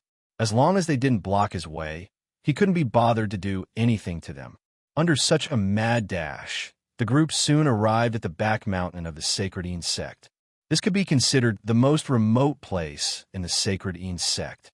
Usually, very few people would come here. According to the saintess-to-be of the Sacredine sect, Gu Lingyao was locked up in a wooden house at the top of the mountain. The saintess-to-be had heard of this before. Along the way, Qin Shiru and Flower Fairy did not ask anything when they saw Xiao Qin's anxious face. Although they were a little jealous of Gu Lingyao's sudden appearance, they were sensible people and would not choose to be jealous at this time. Even if they were unhappy and jealous, they would wait until the dust had settled. There was no one else at the back of the mountain. Hence, the journey was extremely smooth. Xiao Qin's group arrived at the top of the mountain, where there was indeed a wooden house. Without hesitation, Xiao Chun strode to the wooden house. He kicked the door open and strode in. It was a simple wooden house. As soon as Xiao Chun walked into the house, he saw Gu Lingyao hanging in the air with his hands chained. It was obvious that this little girl had suffered a lot over the years. She had lost a lot of weight and was now just skin and bones. Moreover, her cultivation had been crippled. That's right, Gu Lingyao no longer had any cultivation. She was just an ordinary person. Hearing the sound of the door, Gu Lingyao lifted her head weakly. She thought that it was another disciple of the Sacredine sect. However, when she saw clearly who it was, her eyes instantly turned red and 2 streams of tears flowed down her cheeks. Ever since she was brought to the Sacredine sect, Gu Lingyao had suffered a lot. Now that she finally saw Xiao Chun, how could the little girl hold back? Looking at the weeping Gu Lingyao, Xiao Chun hurried forward and broke the chains that bound Gu Lingyao. He then pulled the little girl into his arms and comforted her gently. "It's okay. It's all over now." Hearing Xiao Chen's words and feeling the warmth of Xiao Chen's embrace, Gu Lingyao cried even harder. As she cried, Gu Lingyao told Xiao Chun that her father, Gu Qi, was dead. He died right in front of her. He was killed by the first holy maiden of the Sacredine sect. It was right in front of her. There were a total of 2 people with the moon god body. Only by devouring each other could they form a complete moon god body. Other than Gu Lingyao, the other half of the moon god body was the first holy maiden candidate of the Sacredine sect. Back then, Gu Qi was worried about Gu Lingyao's safety and returned to the Sacredine province without regard for his own safety. In the beginning, Gu Qi had been loitering around the Sacredine sect. He asked around for news about Gu Lingyao while looking for a chance to rescue Gu Lingyao. However, it was a pity that Gu Qi's existence was quickly discovered by the first elder of the Sacredine sect. Thereafter, the first elder of the Sacredine sect used Gu Lingyao as bait and successfully lured Gu Qi into an ambush that had been set up beforehand. In order to rescue Gu Lingyao, Gu Qi walked right into the trap and was surrounded by 4 saints of the Sacredine sect. In the end, he was captured alive. He fell into the hands of the Sacredine sect. Later, in order to make Gu Lingyao completely give up on resisting, the first holy maiden of the Sacredine sect personally killed Gu Lingyao right in front of Gu Lingyao. Xiao Chun did not expect that Gu Qi had already died when he heard the girl's sobs. Knowing how Gu Lingyao felt after watching her father die in front of her, Xiao Chun comforted her gently. After a while, Gu Lingyao's sobs gradually stopped, but her eyes were still red. However, at this moment, there was also a trace of determination in Gu Lingyao's eyes other than grief. She looked at Xiao Chun and said resolutely, "Big brother Xiao Chun, I want to devour the other half of the moon goddess physique." Gu Lingyao had never thought of devouring the other half of the moon goddess physique, because Gu Lingyao felt that it was too cruel. However, Gu Lingyao said this with great determination. Hearing this, Xiao Chun knew that the girl had experienced a lot over the years and had changed a lot. Perhaps it was because she wanted revenge, so Gu Lingyao wanted to devour the other half of the moon goddess physique. Since this was the fate of the moon goddess physique, then she might as well devour it. This way, not only would Gu Lingyao obtain the complete moon goddess physique, but she would also be able to avenge her father. Without hesitation, Xiao Chun nodded solemnly after hearing Gu Lingyao's words. "All right, let's go find the first holy maiden now." Xiao Chun did not reject Gu Lingyao's request. Since he had already thought it through, he naturally would not say anything more. Obtaining the true moon goddess physique was also a good thing for Gu Lingyao. At the very least, her future achievements would definitely not be low. If she had the power of origin, she would definitely have the qualifications to break through to the quasi-saint realm or even the great saint realm. It should be known that the moon goddess physique was not inferior to Qin Shiru's ice goddess physique. Both were top-notch special physiques, and either one was rarely seen in 100 years. Xiao Chun directly carried the girl and strode out of the wooden house. At this time, Qin Shiru, Flower Fairy, Long Qing, and Chen Ling were all waiting outside the house. When they saw Xiao Chun come out, the 4 of them could not help but look at Gu Lingyao, who was in Xiao Chen's arms. Especially Qin Shiru and Flower Fairy. They really wanted to know what this Cheng Yao Jin who had appeared out of nowhere looked like. Begging for collection, begging for monthly votes, begging for recommendations. End of chapter.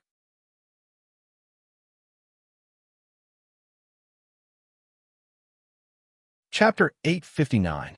The 2 girls looked at Gu Lingyao in Xiao Chen's arms at the same time. Perhaps it was because of what she had been through these years, but Gu Lingyao looked extremely pitiful right now. Just as Qin Shu and Hunter Flower Fairy were sizing up Gu Lingyao, Gu Lingyao was also sizing up these 2 peerlessly beautiful women. She had already guessed the identities of these 2 women. They should be the 2 lovely wives Xiao Chen spoke of. For a moment, whether it was Gu Lingyao, Qin Shu, or Hunter Flower Fairy, they all felt a bit jealous. It couldn't be helped. When 3 heaven-defying beauties gathered together, it was impossible to say that there wasn't a bit of hostility.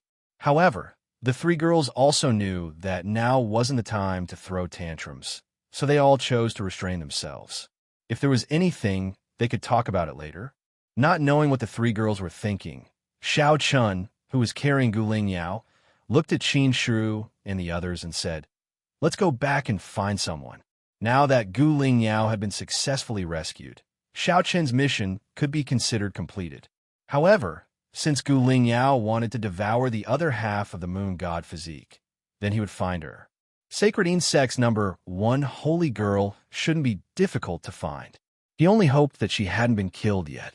After saying this, without waiting for the four to reply, Xiao Chen took the lead and rushed towards the battlefield. Now that the 3 sacred sects were attacking Sacred Insect with all their strength, the battle had already reached a white-hot stage. Fierce battles between the 3 sacred sects and Sacred Insect disciples could be seen everywhere. Along the way, in such a chaotic battlefield, if one wanted to find an ordinary disciple, it would obviously be very difficult. However, if one wanted to find a holy maiden, it would be much easier. As the owner of the other half of the moon god physique, Sacred Insect's number 1 holy girl, Lin Shi was currently being attacked by Chun Yu and the other 2 holy children. It could be said that they attached great importance to Lin Shi. Chun Yu, as well as the first holy son of Sky Saint Sect and Sun Saint Sect, as well as the first holy son of 3 great sects, surrounded Lin Shi at the same time. As a result, even though Lin Shi's battle prowess was extraordinary, it was still difficult for him to resist. In front of Sacred Insect's main plaza, the 4 of them were engaged in a fierce battle. The injuries on Lin Shi's body were already extremely serious. He tried to find an opportunity to escape several times, but unfortunately, he was stopped by Chun Yu and the other 2. Just as the 4 of them were engaged in an intense battle, Xiao Chen's group had also arrived at the Sacred Insect's main plaza. Xiao Chun was hugging Gu Lingyao while Long Qing, Chun Ling, Qin Shu, and Fairy of 100 Flowers surrounded Xiao Chun to protect him. From a distance, Gu Lingyao saw the already seriously injured Lin Shi. She immediately said to Xiao Chun, "Big brother Xiao Chun, she is Lin Shi." When he heard Gu Lingyao's words, Xiao Chun looked in the direction the little girl was pointing. He saw Lin Shi, who was currently being attacked by Chun Yu and the other 2.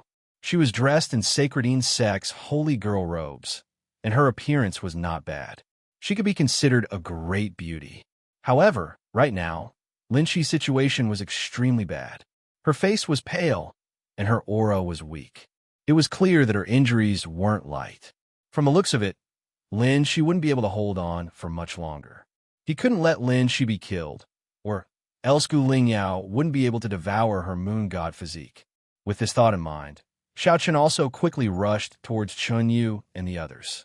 From the distance, Xiao Chen shouted, "Senior brother Chun Yu, spare her life." Xiao Chen's shout immediately drew the attention of Chun Yu and the others. When they heard that Xiao Chun actually wanted to spare Lin Shi's life, Chun Yu stared blankly. However, the Sun Saint Sect's number 1 holy son on the side shouted with an annoyed expression, "Where did this ant come from? Get lost. How can Lin Shi's life be spared?" Lin Shi was Sacred Insect's number 1 holy girl, so her life definitely couldn't be spared. When faced with Sun Saint Sect's number 1 holy son's angry shout, Xiao Chun didn't pay it any attention, only looking at Chun Yu and saying, "Senior brother Chun Yu, Lin Shi's life is useful to me." He didn't care about the attitudes of Sky Saint Sect and Sun Saint Sect's number 1 holy son at all. However, right when Xiao Chen spoke, Lin Shi's eyes also saw Gu Lingyao and Xiao Chen's embrace. A hint of anger flashed past her eyes, and she said through clenched teeth, "Gu Lingyao." Lin Shi didn't expect that Gu Lingyao would actually be rescued. Her heart was filled with anger, but at the same time, she was also extremely unwilling. After preparing for so many years, it wouldn't be long before Lin Shi could devour Gu Lingyao's half of the moon god physique. At that time, her moon god physique would be complete. At that time, whether it was her talent or combat strength, it would definitely far surpass her current self. Unfortunately, she didn't have this opportunity. Even if Xiao Chun didn't save Gu Lingyao, Lin Shi already didn't have this opportunity. Because the 3 holy sects were attacking Sacred Insect, Lin Shi was already dead without a doubt. Seeing Xiao Chun and Gu Lingyao quickly approaching, Lin Shi also quickly guessed Xiao Chen's goal. This Gu Lingyao planned to devour her moon god physique instead. This was simply hateful. Originally, she was already a duck on the chopping board, but now, Gu Lingyao actually wanted to devour her, Lin Shi. Thinking of this, Lin Shi also quickly came to a decision. Even if she died, there was no way she could let Gu Lingyao obtain the true moon god physique. Immediately, Lin Shi prepared to kill herself. Seeing this, Xiao Chun wanted to stop her, but it was simply too late. Chun Yu and the other two were also stunned on the spot. Just as Lin Shi was about to kill herself, a rich power of laws came from the sky, instantly binding Lin Shi, who was about to kill herself. The powerful power of laws firmly restrained Lin Shi's movements, making it impossible for her to even move a finger. Then, Randang Cozy Eye's figure appeared in front of everyone. Seeing Randang Cozy Eye appear, Chun Yu and the others all bowed, including the two number 1 holy children of Sky Saint Sect and Sun Saint Sect, also extremely respectful. In front of their ancestor, even as the number 1 holy children, they didn't dare to show the slightest arrogance. In response, Randang Cozy Eye only nodded slightly, then said indifferently, "This little girl's life will be left behind." Since Randang Cozy Eye spoke, naturally no one dared to say anything. Like this, Lin Shi's life was temporarily saved. However, Lin Shi wasn't happy at all. She knew why Randang Cozy Eye left her alive. It was because of Gu Lingyao, because of the moon god physique. Her eyes were full of unwillingness, but in front of an ancestor, no matter how strong Lin Shi was, she couldn't resist in the slightest. At the same time, Xiaochen also brought Gu Lingyao to Randang Cozy Eye. After looking at the weak Gu Lingyao, Randang Cozy Eye looked at Xiaochen and said, "This little girl is still too weak now. She needs to rest for a while before she can devour. Leave Lin Shi to me first. When we return to the ancient saint sect, this old man will personally help this little girl devour." Randang Cozy Eye clearly knew that Gu Lingyao and Lin Shi had the moon god physique. He also knew that the reason why Xiao Chun left Lin Shi alive was to help Gu Lingyao complete the moon god physique. After hearing Randang Cozy Eye's words, Xiao Chun naturally didn't have any objections. He immediately nodded and thanked him. Then, Randang Cozy Eye also brought Lin Shi and directly disappeared from the scene. "Brothers, there are only 2 chapters today. Tomorrow, there will be 4 chapters. It's too noisy when someone comes to the house. Brothers, please forgive me." End of chapter.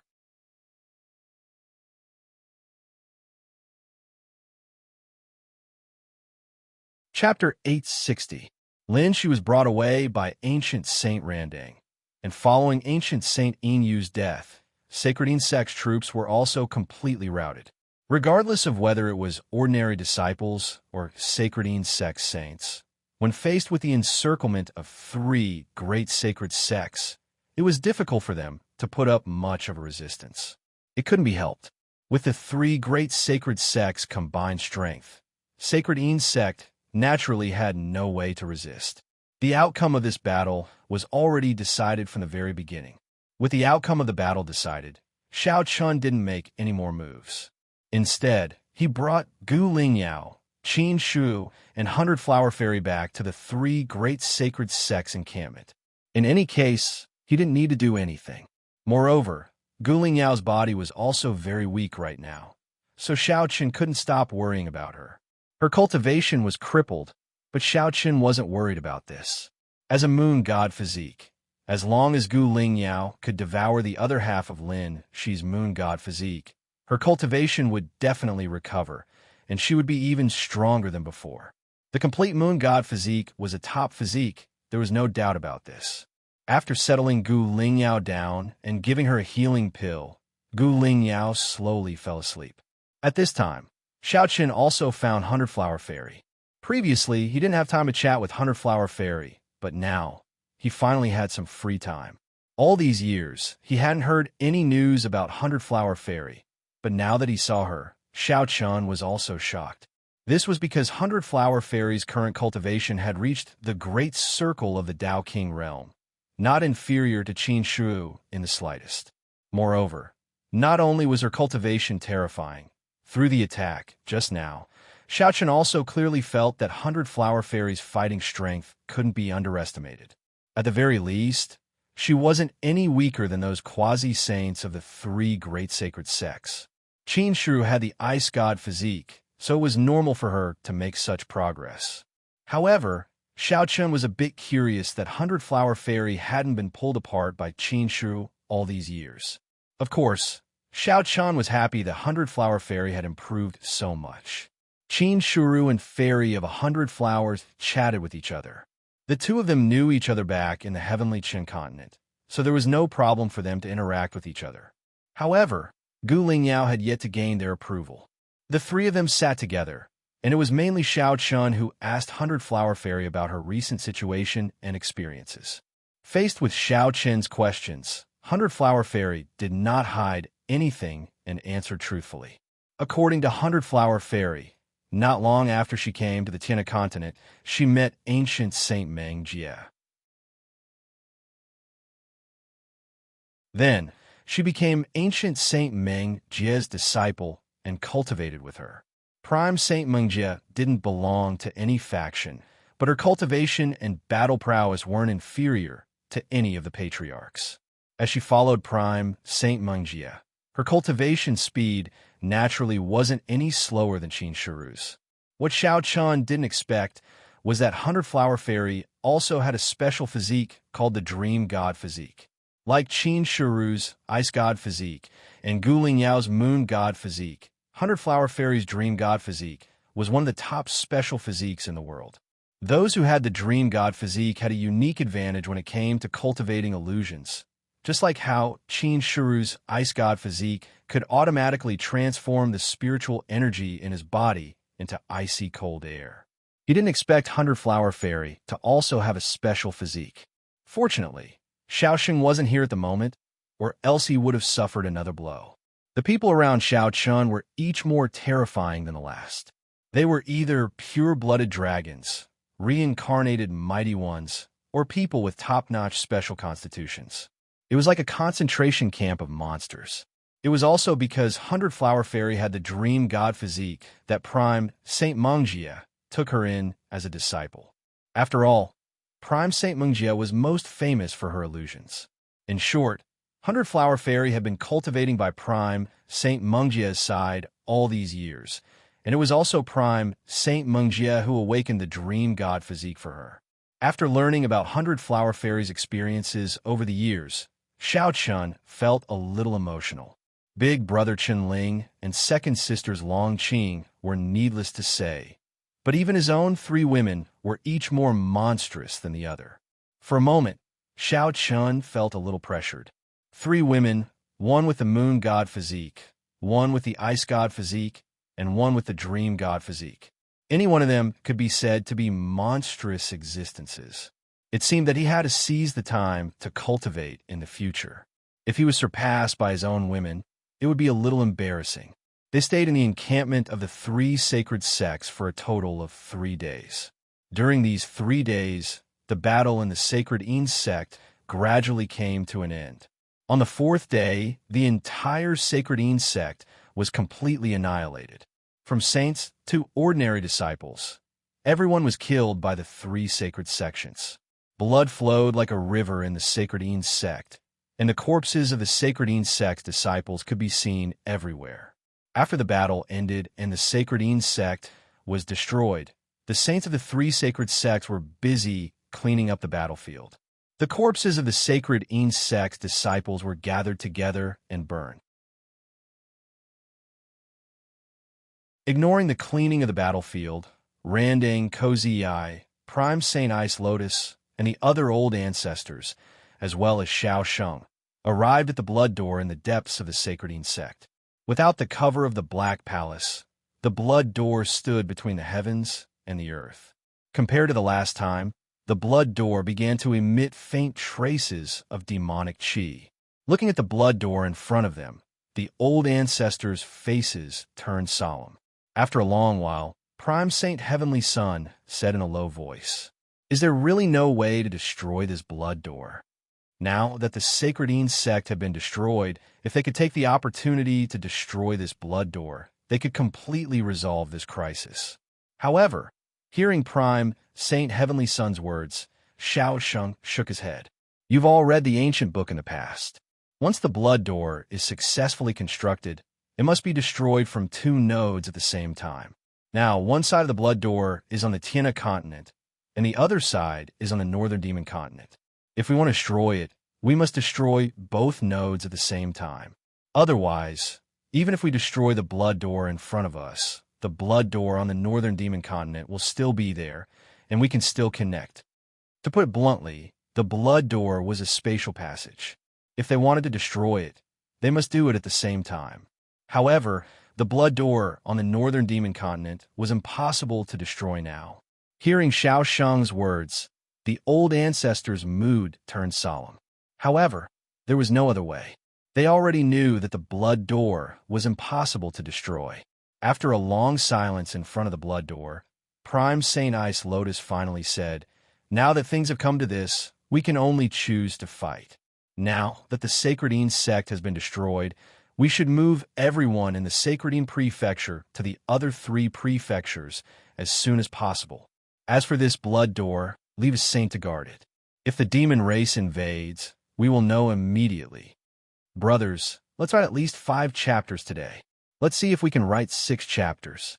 It's rare that no one comes to our house today, so we can write properly. This is the first chapter. End of chapter."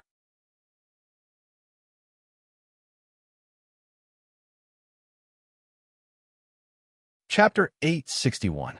It was impossible to destroy the blood door now. As such, they could only prepare for battle. First, they had to evacuate all the people of the Sacredine sect. As for the Blood Gate, they only needed to leave 1 or 2 saints here. Once the demon race invaded, the 3 saint sects would be the first to know. At that time, they could limit the battlefield to the Sacredine province. Otherwise, the flames of war would spread to the other 3 provinces. There is no need to doubt that the battle between the human race and the demon race was the most bloody and cruel. As the old saying went, those who were not of the same race would have different hearts. Therefore, the battle between the human race and the demon race was absolutely endless. Once such a bloody battle broke out, the ordinary humans and low-level cultivators on the Heavenly River continent were almost equivalent to cannon fodder. Therefore, it was very important to limit the battlefield to the Sacredine province. Otherwise, once the flames of war spread, the entire Heavenly River continent would be destroyed. At that time, even if they won, it would be useless. Hearing the words of the Ice Lotus Prime Saint, all the old ancestors present nodded silently. But then Randang Kozii said with some worry, "I hope that there are no quasi-saints in the northern demon continent. Otherwise, the Heavenly River continent will not be able to defend itself." The Heavenly River continent had no source strength, so naturally, there were no quasi-saints in charge. Once there were quasi-saints in the northern demon continent, it would definitely be a disaster for the Heavenly River continent. Don't think that all the old ancestors present had already reached the peak of the Saint Realm and seemed to be only 1 step away from the secondary Saint Realm. However, before the step was taken, the Saint Realm was still the Saint Realm. It was absolutely impossible for them to be a match for a secondary saint. Hearing Randang Kozii's words, the other old ancestors did not answer. But they were also very clear that once there was a quasi-saint in the northern demon continent, everything would be over. It took 3 days to clean up the battlefield. At the same time, the humans from all over the Sacredine province were constantly sent to the other 3 provinces. Now, the matter of the demon race's impending invasion was no longer a secret in the Heavenly River continent. Therefore, the people of the Sacredine province did not have the slightest resistance to moving to the other 3 provinces. On the contrary, they were very proactive. This was to be expected. After all, everyone knew that if they continued to stay in the Sacredine province, they would only end up as cannon fodder. As such, no one would be foolish enough to wait for death here. Battleships constantly set off from the Sacredine plain, heading toward the other 3 plains. At the same time, the 3 sacred sects each left behind a saint to guard outside the blood gate of the Sacredine sect. The mission of these three saints was very simple, which was to monitor the movements of the Bloodgate. Once they discovered the invasion of the Devil Clan, they would immediately retreat to the border of the Sacredine State. At the same time, they would send the news back to the three sacred sects so that they could make preparations. Not only did they leave three saints behind, the three sacred sects had also begun to deploy troops at the border of the Sacredine Prefecture. Tens of thousands of disciples and deacons were left behind to prevent the demon race from leaving the Sacredine Prefecture and heading to the other three prefectures. Everything was going according to plan. At the same time, Xiao Qin's group, as well as the chosens and prospective chosens of the three sacred sects, were led back to their respective sects by the ancestral ancestors and saints. Randang Cozy Eye led the way. In addition to Xiao Qun and the other younger generation, Prime Saint Mungjie and Prime Saint Ice Lotus were also present. Of course, Xiao Sheng was also present at this time. However, he was still hiding in Xiao Qin's body, so Xiao Sheng and the others did not know of Xiao Sheng's existence. They returned to the ancient sacred sect. Several days later, they arrived at the ancient sacred sect. Xiao Chun, Qin Shiru, Fairy Baiwa, and Gu Lingyao were directly brought to his cave residence by Randang Cozy Eye. As for Chun Ling and Long Qing, they returned to the first sacred palace. After specially bringing the four of them to the cave residence, Xiao Sheng also came out of Xiao Qin's body. Looking at Qin Shiru and the other two girls standing beside Xiao Chun, Xiao Sheng's eyes actually revealed a trace of envy. There was no need to talk about the three girls' appearances. They were all devastatingly beautiful.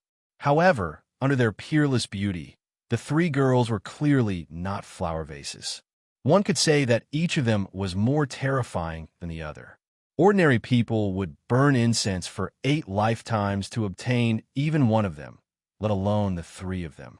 However, Xiao Chun had obtained all three of them by himself. With a hint of jealousy in his voice, Xiao Sheng looked at Xiao Chun and teased him. I'm really envious of your luck with women. 3 girls, one with the ice goddess physique, one with the moon goddess physique, and one with the dream goddess physique. It's simply, he was a little envious of Xiao Chen's luck with women. Hearing Xiao Sheng's words, Xiao Chun didn't know what to say. He could only smile awkwardly. Qin Shiru and the other 2 girls were indeed perfect. They could be said to be the dream lovers of all men. Xiao Chun felt that he was very lucky to be able to obtain their favor. After teasing Xiao Chun, Xiao Sheng turned his gaze to Gu Lingyao. After a few days of recuperation and the help of healing pills, Gu Lingyao's complexion had improved a lot apart from her cultivation that hadn't recovered yet. Little girl, we found many treasures prepared by Sacredine Sect's great elder from within Sacredine Sect. These treasures are all for Lin Shi to use when he devours you. Now, these things are going to be too convenient for you. Make some preparations in the next few days. When the time comes, we will personally protect you.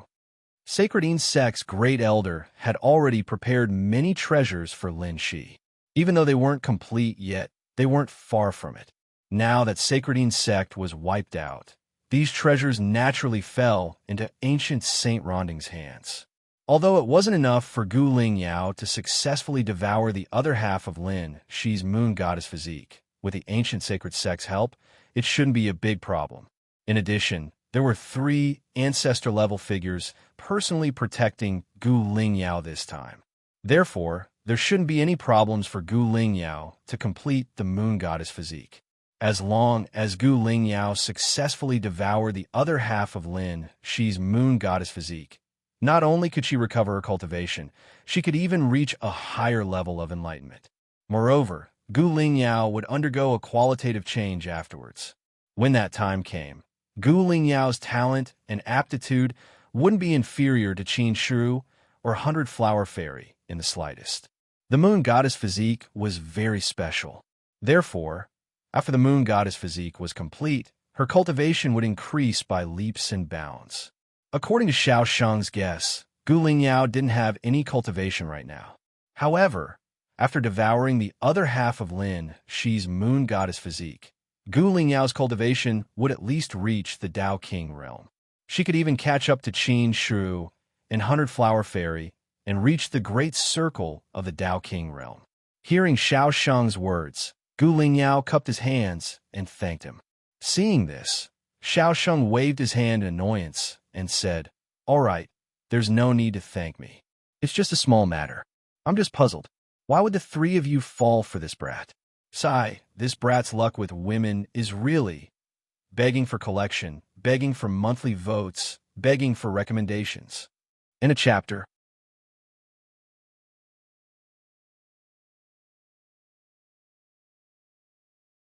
Chapter 862. Xiao Sheng really didn't know what to say about Xiao Chen's luck with women. Hearing his words, Xiao Chen curled his lips and said unhappily in his heart, "You're saying sour grapes when you can't eat them. Are you blaming me?" Xiao Sheng was just joking with Xiao Chen. Of course, there were still some people who were envious. It wasn't because of Qin Shu and the other two women's beauty, but because the three women were not only beautiful, but also had top-notch talents in the world. Women like her, who were both beautiful and talented, were naturally prides of the world. However, Xiao Chen had taken three of such prides all to himself. How could anyone not be envious of him? To put it bluntly, with Qin Shu and the other two women's conditions, even the first holy son of the ancient saint sect, Chen Yu, wouldn't be able to enter their eyes. After exchanging a few words with the old ancestors, Prime Saint Ice Lotus and Prime Saint Mingjia also instructed Qin Shu and 100 Flower Fairy to follow Xiao Chun into the ancient saint sect's secret realm of laws to comprehend the power of law and see if there was a chance for them to succeed. Each of the three saint sects had a secret realm of laws. This secret realm of laws was usually completely closed, and no one was allowed to enter. Only Randang Cozy Eye could open it. However, every time a secret realm of laws was opened, it required a terrifying amount of resources.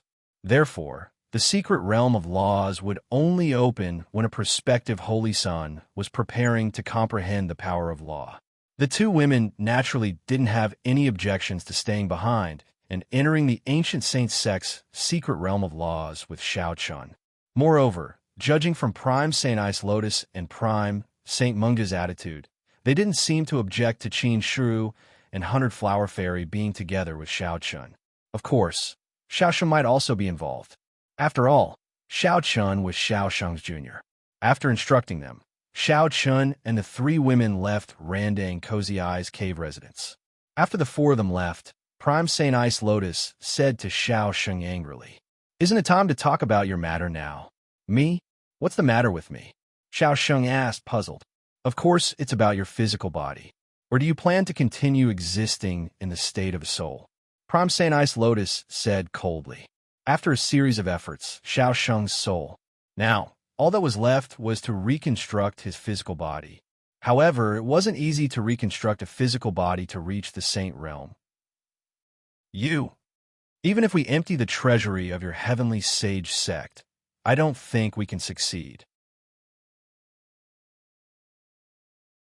Even if Prime Saint Ice Lotus combined the power of the heavenly sage sect, it would still be difficult to reconstruct a saint realm physical body.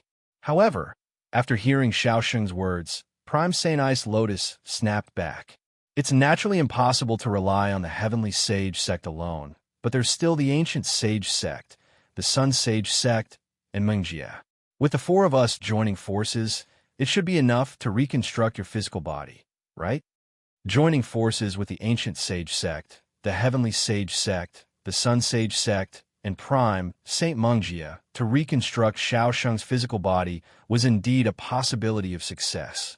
After all, with the four of them joining forces, it was almost equivalent to gathering the power of the entire Tiana continent to reconstruct Xiao Sheng's physical body. How extravagant it was to gather the resources of a continent to reconstruct a physical body for one person. Needless to say, the three great sage sects had existed for tens of thousands of years. The treasures they had accumulated were absolutely amazing. As for Prime Saint Mingjia, although she was alone, she had also collected a lot of good things over the years. He looked at Prime Saint Ice Lotus in surprise. He didn't expect her to say such a thing. However, would Randang Cozy Eye and Prime Saint Heavenly Sun agree to it? Would those two old fellows be so kind to reconstruct his physical body with the power of an entire sect? As if reading Xiao Sheng's mind, Randang Cozy Eye chuckled and said, "We have already discussed this matter. The invasion of the demon race is imminent. If Brother Xiao Sheng can reconstruct his physical body, it will be of great help to us." That old man, Heavenly Son, has also agreed. They had already discussed this matter, so what else could Xiao Sheng say? However, he also understood that the reason why Randang Cozy Eye and Prime Saint Heavenly Son agreed was entirely because the invasion of the demon race was imminent. Since they had to face the demon race, they could only do so at all costs. Instead of guarding those resources, it was better to let Xiao Sheng reconstruct his physical body. In this way, the Tiana continent would have more strength. After all, once Xiao Sheng's physical body was reconstructed, his strength would also be restored, which would be a rare help to the Tiana continent. Since things had come to this point, Xiao Sheng no longer pretended to be kind and quickly nodded in agreement. In the next few days, the old ancestors began to get busy. On one hand, they were preparing for Gu Lingyao's moon god body, and on the other hand, they were preparing for Xiao Sheng's physical body to be reconstructed. Gu Lingyao's matter was simple. After all, most of the treasures had been prepared by the Sacredine sect, but Xiao Sheng was different. The resources needed to reconstruct his physical body were simply astronomical. The old ancestors prepared day and night.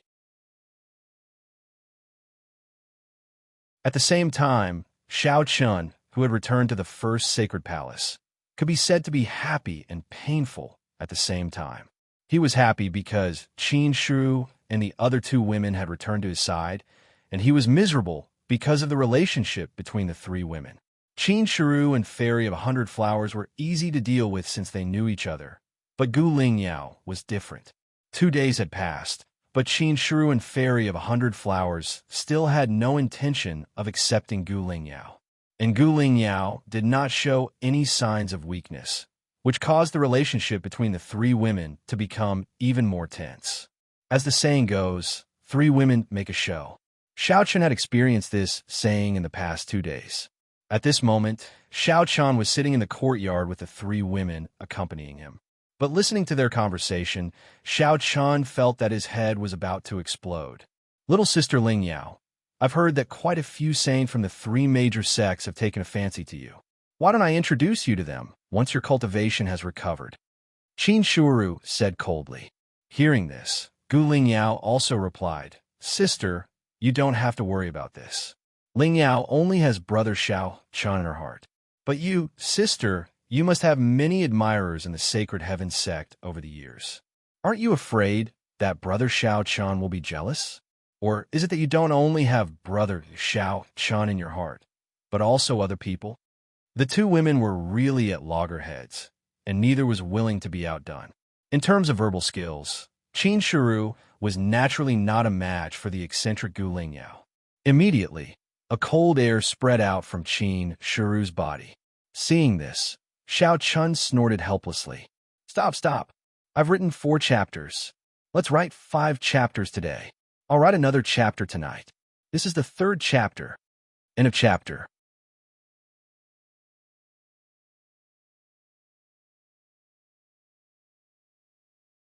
Chapter 863. The 3 women really gave him a headache. Every time the 3 women met, it would be a battle of life and death. Xiao Chun thought that he could suppress the 3 women with a cold shout, but who would have thought that as soon as his voice fell, Gu Lingyao, Qin Shu, and Flower Fairy looked at Xiao Chun at the same time and said in unison, "Who do you think caused all these things?" Their voices were full of anger and jealousy. Hearing this, Xiao Chun was stunned. Then he could only smile awkwardly and say, it's me, it's all me, okay? But can you stop arguing? It's been 2 days. What are you trying to do?" For 2 days, Xiao Chun was sandwiched between the 3 women. Only those who had experienced it personally would know how painful it was. Obviously, he had beauties in his arms, but they made him upset and upset. After all, who could he blame? Xiao Chun had only himself to blame. Seeing that the 3 women were still smiling angrily, Xiao Chun sat up straight and looked at the 3 women with a sincere expression. I know that this is all my fault. You are all beautiful and talented girls. It is already a blessing that I, Xiao Chun, am able to win your favor. I admit that I'm a bit of a playboy, but Ling Yao has been with me for a long time, and we have experienced a lot together.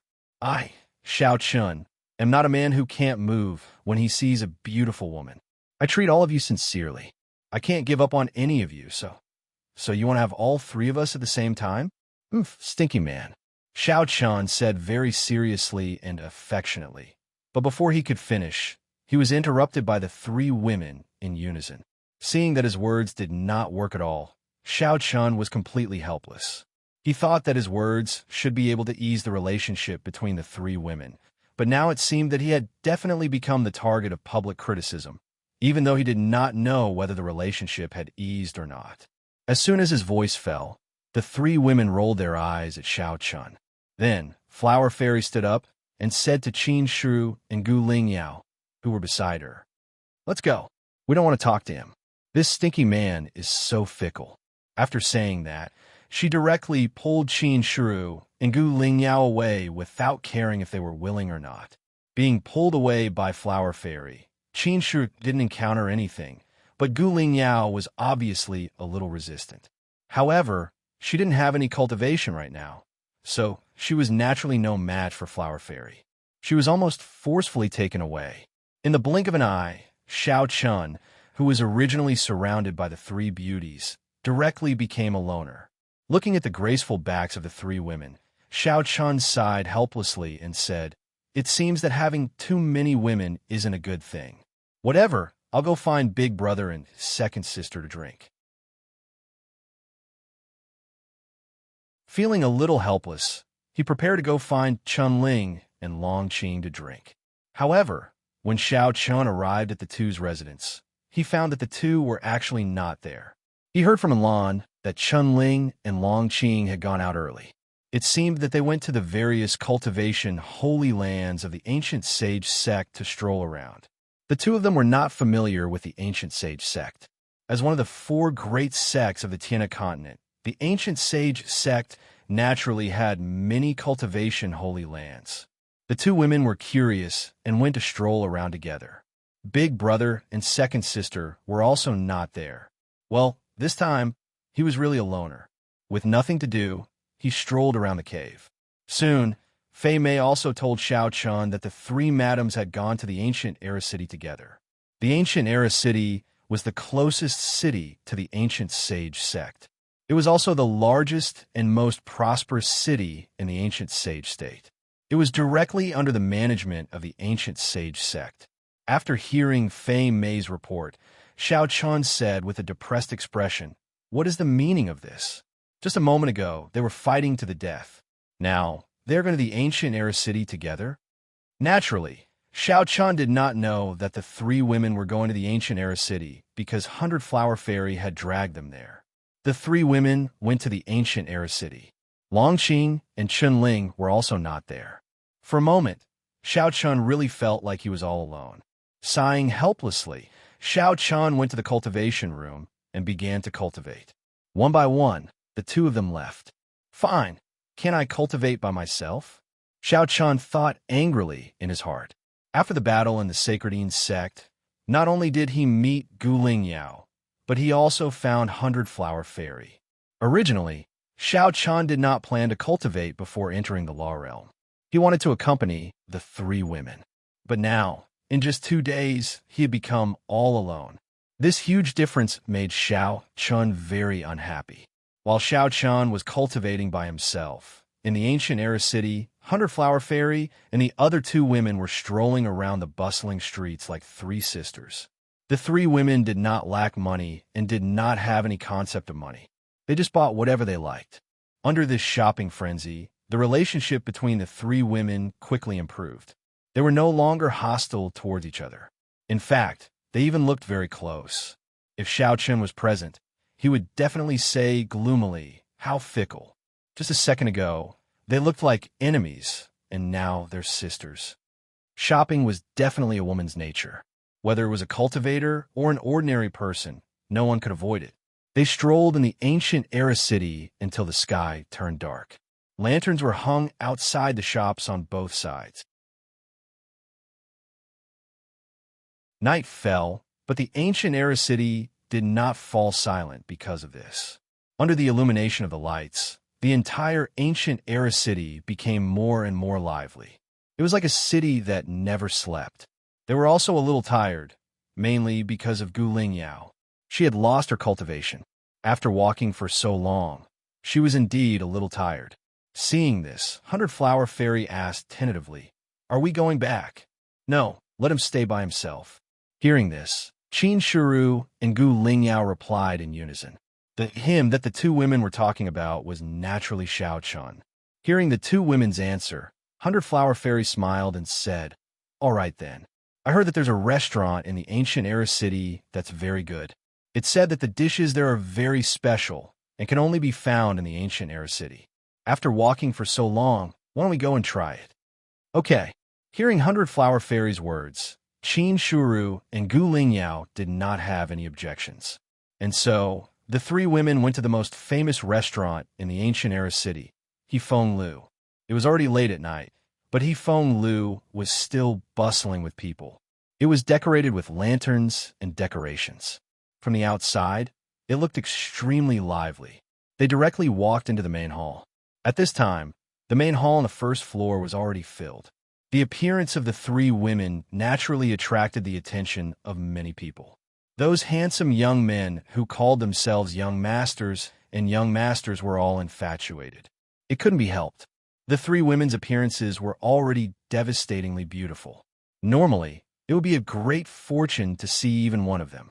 Now that they saw three such peerless beauties at once, how could these young masters and young masters remain calm? Chapter 4:9. There's still one more chapter. I'm still writing it.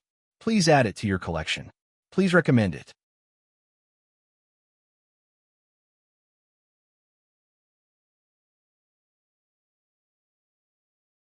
Chapter 864. The moment the three women entered the gentle breeze brothel, countless fiery gazes shot towards them from all directions. The three women had long since become accustomed to such gazes. Furthermore, they were not the least bit worried that these so-called young masters would harm them. The three women weren't vases, nor were they weak women who needed the protection of men at all times. Facing the owners of these fiery gazes, the three women weren't afraid of them. First of all, the combat power of the three women was far from what these ants could compare to. What's more, the backgrounds of the three women were all top-notch existences. Ancient Saint Ice Lotus and Ancient Saint Meng Jia, which one of them wasn't a top-notch figure in the Sky River continent. Facing these gazes, the three women remained calm. At the same time, a maid came up to the three women enthusiastically and respectfully bowed.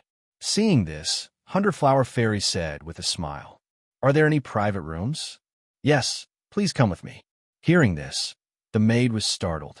Perhaps she was mesmerized by 100-Flower Fairy's smile, but after a moment, she came back to her senses.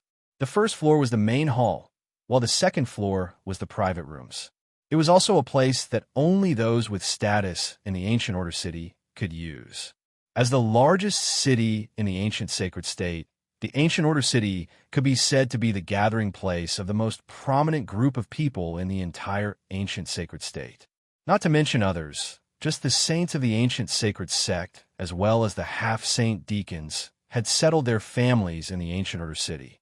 Because of this, the Ancient Order City could be said to be a gathering place of great clans. Any random young master could be the descendant of a saint of the ancient sacred sect. Following behind the female servant, the three women quickly reached the second floor. Compared to the first floor, the second floor was clearly much quieter. Private rooms were arranged in an orderly manner. Some of the private rooms had their doors closed, while others had their doors open. Just as the three women were walking towards a private room at the back, a luxuriously dressed young man suddenly walked out of one of the private rooms and just happened to brush past the three women. The arrogant young man was stunned the moment he saw Qin Shiru and the other two women. He couldn't take his eyes off them and stared at them. At this moment, another young man walked out from the private room and asked, "Young Master Wang, what happened to you?" "Beautiful. Too beautiful. Ignoring this person, the young master called young Master Wang looked at Qin Shu and the other two girls with an infatuated expression and spoke with a lecherous expression. As he spoke, young Master Wang strode toward the three ladies and followed closely behind them into the private room. Just as Qin Shu and the other two ladies were seated in the private room, young Master Wang strode in with his lackeys.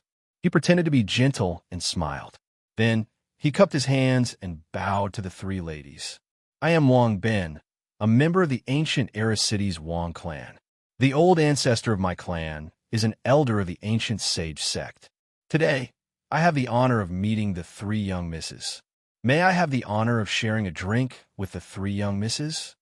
Wang Bin took the initiative to protect his family.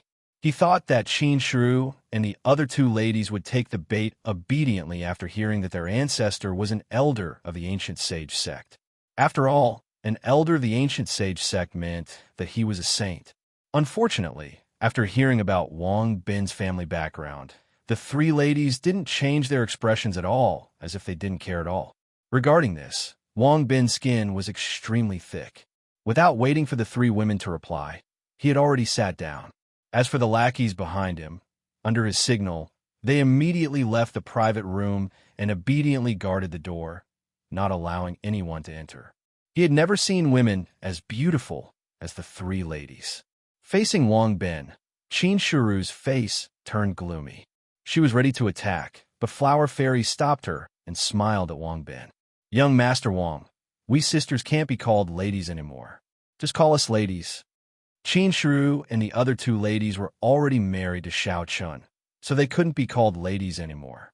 Hearing Flower Fairy's words, Wang Bin was stunned. He didn't expect the three ladies to be married already. But so what? Wang Bin wouldn't care even if such beautiful ladies were already pregnant, let alone married. Immediately, Wang Bin laughed in an unconcerned manner. So that's how it is. Then, I was rude just now. However, I wonder which three men are so fortunate to be able to obtain such lovely wives like the three madams. Young Master Wang must be joking. The three of us sisters serve the same husband. Flower Fairy smiled. Originally, he thought that Flower Fairy and the other two were married to three different men. After all, being able to marry one of these three women was already the envy of others. But after hearing Flower Fairy's words, it turned out that the three women were actually married to the same man. For a moment, Wang Bin felt as if there were 10,000 horses galloping wildly in his heart. Jealousy flashed across his eyes. Who was it? What kind of man could be so lucky? Unknowingly, Wang Bin was already jealous of Xiao Chun. Flower Fairy saw it all, but her smile didn't diminish. My husband should be here soon. 100 Flower Fairy's words were obviously meant for Wang Bin.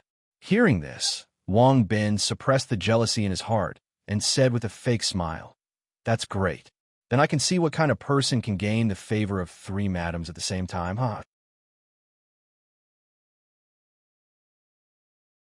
Wang Bin put on a fake smile. At the same time, he had already made up his mind. No matter what method he had to use, he had to obtain Qin Shu and the other two girls. Only he, Wang Bin, was worthy of such women. Wang Bin thought that he hit it well, but he didn't know that Qin Shu and the other two ladies had already guessed his thoughts. Soon after, Flower Fairy secretly used a sound transmission talisman to inform Xiao Chun. In the cave abode of the first sacred palace of the ancient sacred sect, the sky had already turned completely dark. However, Qin Shu and the other two girls still had not returned. Just as Xiao Chun was secretly feeling annoyed, a voice-transmitting charm flew over. Seeing that it was a sound transmission talisman from Flower Fairy, Xiao Chun was delighted at first. But after reading the contents of the sound transmission talisman, Xiao Chun's smile completely froze. Anger flashed across his eyes. Young Master Wang? Bullshit. You dare to covet my women? Good, very good. He was already in a bad mood. Wang Bin had bumped into the muzzle of a gun. No, it should be said that he had been schemed against by Flower Fairy. The three ladies didn't directly deal with Wang Bin because they wanted to let Xiao Chun go to the Ancient Order City. It was laughable that Wang Bin didn't know about this. He thought that he could do whatever he wanted with the help of his ancestor. Little did he know that in the eyes of Xiao Chun and the three ladies, an elder of the ancient sacred sect wasn't worthy of being feared. Chapter 5. Please collect, please vote, please recommend. In a chapter.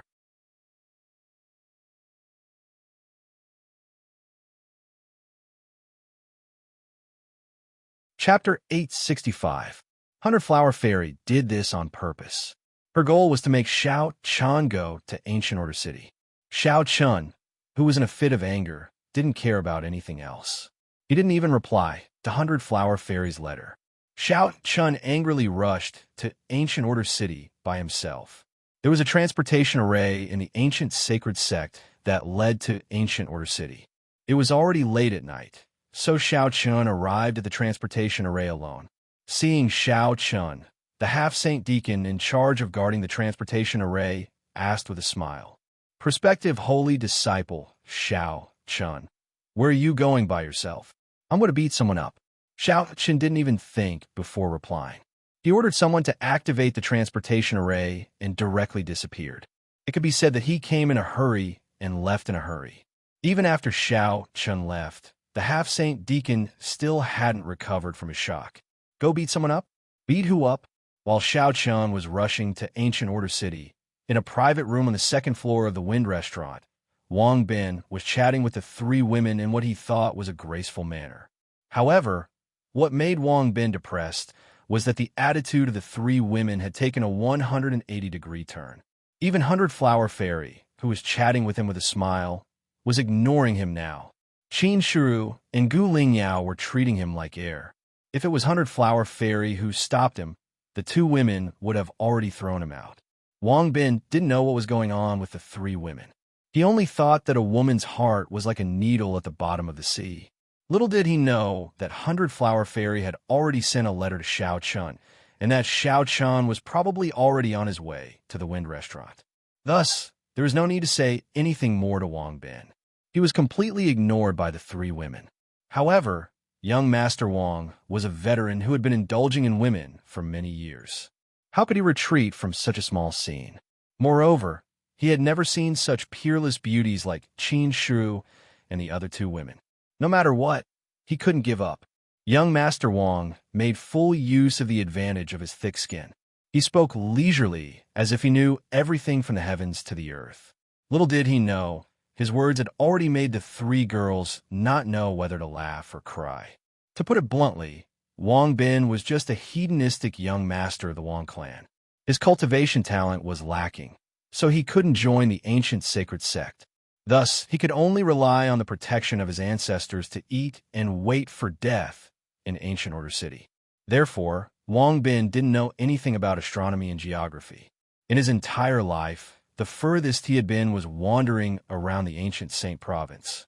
He had never even been to the other three provinces. Therefore, in the eyes of the three women, his knowledge was no different from a frog at the bottom of a well. He only wanted to win a smile from the beauty, but he didn't know that danger was slowly approaching. At this moment, on the first floor of the Gentle Wind Restaurant, a handsome young man wearing a white robe strode in. The young man's aura was very similar to the three women when they had first appeared. As soon as the young man appeared, many young women in the restaurant looked over, their eyes flashing with infatuation. However, the young man didn't care about these gazes. He called over a maid and coldly asked, "Did the three women come here just now?" The young man was naturally Xiao Chun. At this moment, there was a ball of fire in his heart, so Xiao Chun's tone was somewhat unfriendly. Hearing this, the maid respectfully told Xiao Chun the private room Qin Shiru and the others were in. Hearing this, Xiao Chun didn't say anything and directly went to the second floor. Not knowing that danger had arrived, Wang Bin was still leisurely chatting in the private room. But at this moment, there was a sudden loud bang. A black shadow flew in from outside the door, directly smashing through the door. This sudden turn of events made Wang Bin quiver in fright. Looking carefully, he discovered that the black shadow that had flown in was actually his lackey who had been guarding the door. Following this loud bang, Xiao Chun strode into the private room, and saw Wang Bin sitting at the same table as the three women. At the same time, Wang Bin also looked at Xiao Qin. The two of them looked at each other. As a standard hedonistic young master, Wang Bin naturally couldn't tolerate this kind of thing. So before Xiao Chun could speak, Wang Bin shouted first. "Kid, who are you? Do you want to die? Do you know who I am?" He absolutely couldn't lose face in front of women. So at this moment, Wang Bin was full of vigor. However, he was arrogant, but Xiao Chun was even more arrogant. If it were any other time, Xiao Chun might talk nonsense with him. But now, Xiao Chun obviously wasn't in the mood. As Wang Bin's voice fell, he didn't wait for Xiao Chun's answer. Instead, he waited for a fist. Xiao Chun didn't say anything and directly punched out, accurately hitting Wang Bin's face. In an instant, several bloody teeth flew out, mixed with blood, snot, and saliva splattered everywhere. It was completely unexpected that Xiao Chun would actually hit someone without saying a word. And it wasn't over yet. A fist landed, followed by a kick, directly kicking Wang Bin to the ground.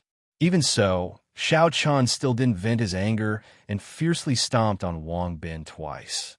How could Wang Bin, who was only in the celestial realm, be Xiao Chen's opponent? Xiao Chen was still holding back.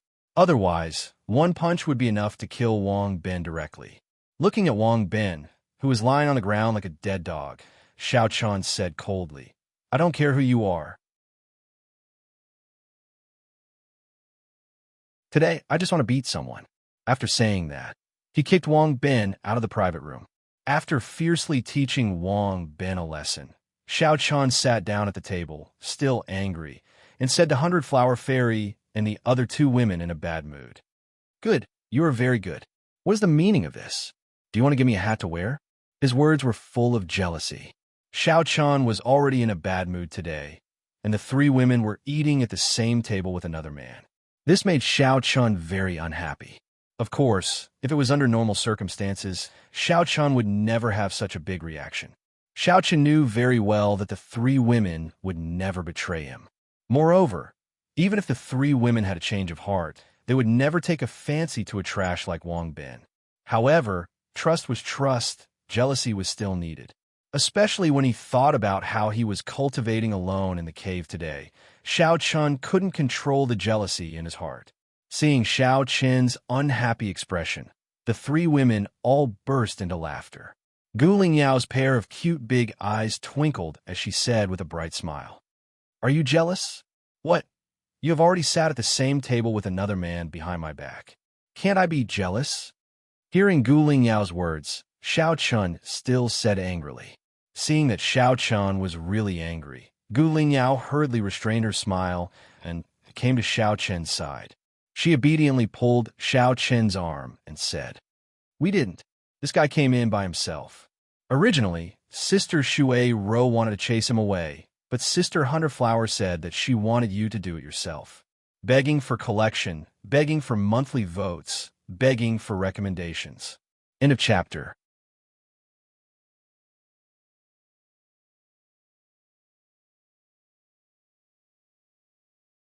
Chapter 866.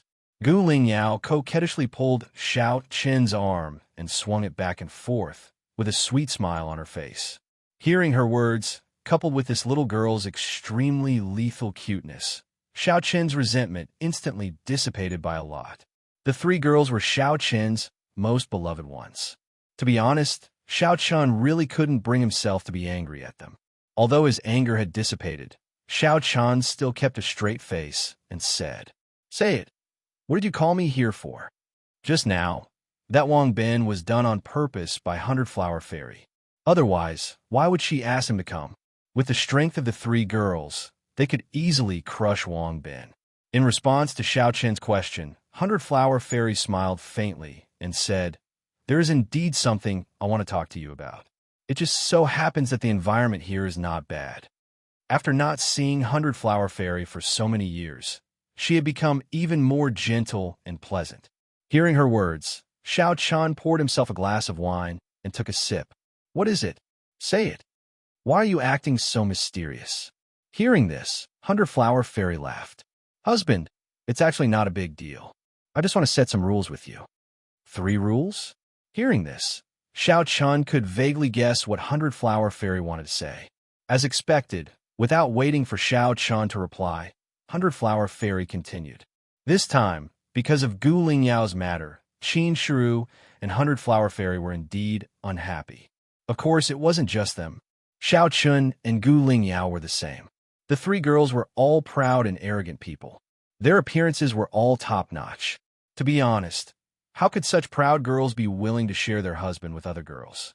Needless to say, Qin Shiru and Hundred Flower Fairy already knew each other in the heavenly Chen continent, so they had already acknowledged each other. However, it would be difficult for them to accept Gu Lingyao. However, things had already come to this point, and looking at Xiao Chun, it was obviously impossible for him to give up on Gu Lingyao. At the same time, after spending a few days together, the two women also found Gu Lingyao to be very cute and kind-hearted. Moreover, the three girls talk a lot today.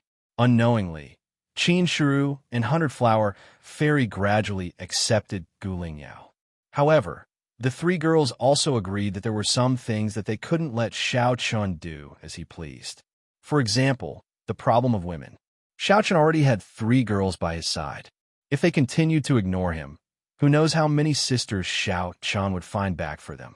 Therefore, the three girls' opinions on this matter were surprisingly consistent. They couldn't let Xiao Chun do as he pleased. Because of this, the three girls decided to set 3 conditions with Xiao Chun. And this so-called increasing 3 chapters, to put it bluntly, is the agreement between the 3 girls. Baihua Fairy chuckled and said, "First, in the future, without our knowledge, you can't have any intimate contact with other girls. Second, from now on, except for the necessary items, you must hand over all your spirit stones and gold coins to us for safekeeping. Third, if you violate the above 2 conditions, the 3 of us have the right to punish you." It was a very simple 3 conditions. However, these seemingly simple 3 conditions almost completely block Xiao Chen's path of picking up girls in the future. Not to mention the first condition, just the second one, all his spirit stones and gold coins must be handed over. This meant that from now on, Xiao Chen would be a pauper. No matter how many spirit stones he had, he would have to hand them over to Hundred Flower Fairy and the other 2 girls. Hearing Hundred Flower Fairy's words, he looked at Qin Shiru and Gu Lingyao. The 2 girls also nodded in agreement. Seeing this, Xiao Chun felt a little depressed. However, he didn't refuse and still nodded in agreement. Actually, if you say that Xiao Chun was a playboy, he might be, but he definitely wasn't the kind of person who flirted everywhere. Whether it was with Qin Shiru, Hundred Flower Fairy, or Gu Lingyao, Xiao Chun had a foundation of feelings with them. Everyone had experienced a lot together before they got together. He wasn't like other men who couldn't move after seeing a girl. Therefore, Xiao Chun didn't have much resistance to Hundred Flower Fairy's 3 conditions. Xiao Chun didn't plan to find any other girls in the first place. To be able to gain the favor of the 3 girls, in Xiao Chen's eyes, this was already a blessing from the heavens. Moreover, in this world, which girl could be more beautiful than the 3 girls in front of him? Since he didn't want the treasures, why did he have to pick up trash outside? Xiao Chun didn't have such a hobby. It was precisely because he didn't have such thoughts that Xiao Chun readily agreed. However, in the end, Xiao Chun still asked a question. I'm a man. If I don't even have a single spirit stone on me, wouldn't I be a joke when I go out? If I don't even have the money to treat my friends to a drink, wouldn't that be embarrassing? As for the second condition, shouldn't you reconsider? Xiao Chun didn't have any objections to the first and second conditions. However, the second condition was indeed a bit of a pain in the ass. He was a man after all. If he didn't even have a single spirit stone on him, wouldn't that be embarrassing? Hearing Xiao Chen's words, the 3 girls looked at each other. Then, Gu Lingyao muttered softly with a thoughtful expression. "That seems to be the case. Hubby, you're a man. If you don't even have a single spirit stone on you, that would be embarrassing. Even if it's embarrassing, it's still better than bringing a few more girls home, right? Sister Lingyao, don't be fooled by him." However, just as Gu Lingyao finished speaking, Qin Shiru spoke up. Men change when they have money. Therefore, Xiao Chun definitely couldn't have any spirit stones on him. This was the result of the discussion between Hundred Flower Fairy and the other two girls. Seeing Qin Shiru's resolute expression, as if there was no room for negotiation, Xiao Chun was depressed.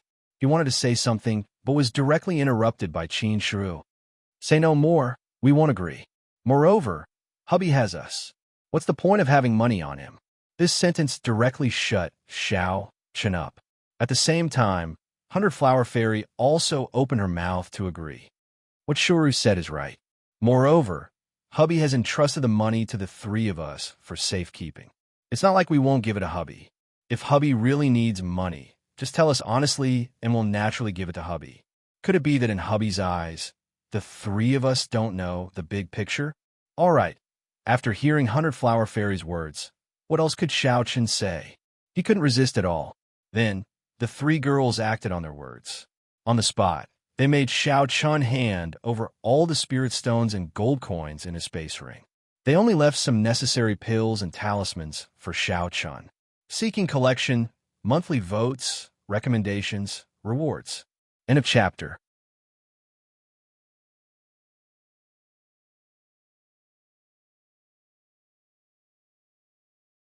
Chapter 867. After handing over all his spirit stones and gold coins to the three women, Xiao Chen's space ring instantly became empty, leaving only some pills, talismans, and the ink dragon sword. With a bitter face, Xiao Chen returned to his seat and gulped down large mouthfuls of wine. It felt as if he was going to finish a year's worth of wine in one go. There was nothing he could do about it. He was now poor, so poor that he could not even find a single gold coin. What did it mean to say that his pockets were cleaner than his face? That was exactly what Xiao Chen meant. Looking at Xiao Chen's aggrieved face, Gu Lingyao pulled Xiao Chen's hand and smiled. All right, there's still our share. Big brother, Xiao Chen may not have money, but we do. In the future, whatever big brother Xiao Chen wants, Lingyao can buy it for you. The little girl had a bright smile on her face. Hearing this, Xiao Chen wanted to cry, but had no tears. What was this? Was he using his own money to support himself? When he thought about how he would have to report to the three women in front of him for instructions, no matter what he wanted to buy in the future, Xiao Chun felt that his future was dark. He lowered his head and continued to drink. At the same time, Xiao Chun secretly made a decision in his heart. No, I'll be in charge of my future. Damn it, it's just that I don't have money. It looks like I'll have to think of a way to hide some money in the future. Xiao Chen's temperament was naturally not comparable to that of an ordinary person. He quickly pulled himself together. At this time, this fellow was already thinking about how to hide his money in the future. This was called having a political strategy and a countermeasure. After successfully establishing a three-point agreement with Xiao Chun, the three women's moods clearly improved a lot. At the same time, their relationship with each other also became much closer. This made Xiao Chun feel very gratified. After all, they were all his women. If they were hostile to each other all day long, Xiao Chun would really have a headache. But now, it seemed that this problem did not exist. They happily sat together, eating and chatting. As for Wang Bin's matter, it had long been thrown to the back of their minds. However, while the four of them didn't care about Wang Bin didn't think the same way. Previously, he had been violently beaten up by Xiao Chun without saying a word and then kicked out of the private room. Wang Bin had immediately contacted his family. Wang Bin's Wang clan was one of the top clans in the ancient Order City. There was nothing that could be done about it. The old ancestor of the Wang clan was a saint of the ancient saint sect. Just this point alone was not something that ordinary clans could compare with. Wang Bin had never suffered such a huge loss in ancient Order City. He swore that he would definitely teach Xiao Chun a lesson. About an hour later, the guards of the Wang family, as well as Wang Bin's father, hurriedly arrived at the Gentle Wind restaurant. They directly climbed to the second floor and saw Wang Bin lying in the corridor. There was still a trace of blood at the corner of Mo Yan's mouth, and his hair was a mess. Mo Yan was in a miserable state. Seeing this, Wang Bin's father hurriedly walked over and asked with concern, "Binner, are you all right? Don't scare me." Wang Bin was the only son, so he had been spoiled by his parents since he was young. Of course, Wang Bin's father wasn't a big shot in the Wang clan. However, they were still direct descendants of the Wang clan, so they still had some say in the Wang clan. As a matter of fact, Wang Bin's father had brought over a dozen guards of the Wang clan with a sound transmission talisman. He had even brought along a peak Dao sovereign of the Wang clan. Seeing that his father had arrived, Wang Bin didn't know where he got the strength from, but he actually stood up shakily. His eyes were filled with hatred as he looked at the private room where Xiao Chun and the others were. He gnashed his teeth and said, "Father, I'm going to kill that little bastard." All right. I'll definitely kill him to avenge you," Wang Bin's father said without hesitation. Perhaps in the eyes of the father and son, it was fine to kill someone like Xiao Chun. So what if he was a disciple of the ancient saint sect? The Wang clan's ancestor was a saint. As they spoke, Wang Bin walked out of the private room with the help of his father. Just like Xiao Chun, a guard of the Wang clan kicked the door open. Then a group of people filed in and instantly surrounded Xiao Chun and the others. After being surrounded by a group of Wang clan guards, Wang Bin and his father walked in. Seeing Qin Shuru and the other two girls in the private room, Wang Bin's father was stunned. Such beautiful girls were really rare in the world. A look of infatuation flashed across his eyes, but Wang Bin's father was an old man. He was naturally more shrewd, so he didn't show his infatuation. Instead, he turned to look at Xiao Chun. Wang Bin's father's face naturally darkened when he saw Xiao Chun. He said with faint killing intent, "You're the one who injured my son?" Xiao Chun drank a mouthful of wine before turning to look at the father and son. Xiao Chun hadn't killed Wang Bin earlier. Although it wouldn't have been a big deal if he killed Wang Bin, Xiao Chun wouldn't kill someone over such a small matter. Since he didn't kill Wang Bin, he naturally didn't fear the Wang clan's revenge. So, Xiao Chun said indifferently, "I'm already giving your Wang clan face by not killing him." There was no panic in his voice at all. Wang Bin's father's face darkened. One arrogant brat. He actually dared to act so arrogantly in front of the Wang clan. He silently glanced at an old man beside him. This old man was a guest that Wang Bin's father had brought from the Wang clan. He was a great perfection Dao sovereign. This kind of cultivation wasn't considered much in the ancient sacred sect, but it was an indispensable backbone of the major clans in ancient Order City. Wang Bin's father didn't doubt the strength of this guest at all. When he saw Wang Bin's father glance at him, the guest took a step forward. A pressure unique to Dao sovereign spread out and pressed down on Xiao Chun. In the guest's opinion, Xiao Chun was so young. How high could his cultivation be? He wanted to use his might to pressure Xiao Chun, but it was a pity that Xiao Chun remained calm and composed under the pressure of the worshipper's might. His expression remained unchanged. The worshipper's heart froze in response. He seemed to have vaguely guessed something. Unlike trash like Wang Bin and his father, this guest was able to cultivate to the Dao sovereign realm. Naturally, he wasn't a good-for-nothing. At the same time, he had a good understanding of the situation in the Tiana continent. He knew that there was only one explanation for someone of Xiao Chun's age to be so calm under his pressure. Xiao Chun was at least a prospective holy son. If not, Xiao Chun definitely wouldn't be able to resist his pressure. When he thought that Xiao Chun might be a prospective holy son, the guest panicked a little. However, Xiao Chun said indifferently, "Get lost. If you don't accept it, you can ask your ancestor to come here personally. The few of you aren't qualified. Begging for collection, begging for monthly votes, begging for recommendations." End of chapter. That you're tuning in to the Warrior Lore YouTube channel. Don't forget to subscribe and join us on this journey to catch the most captivating stories.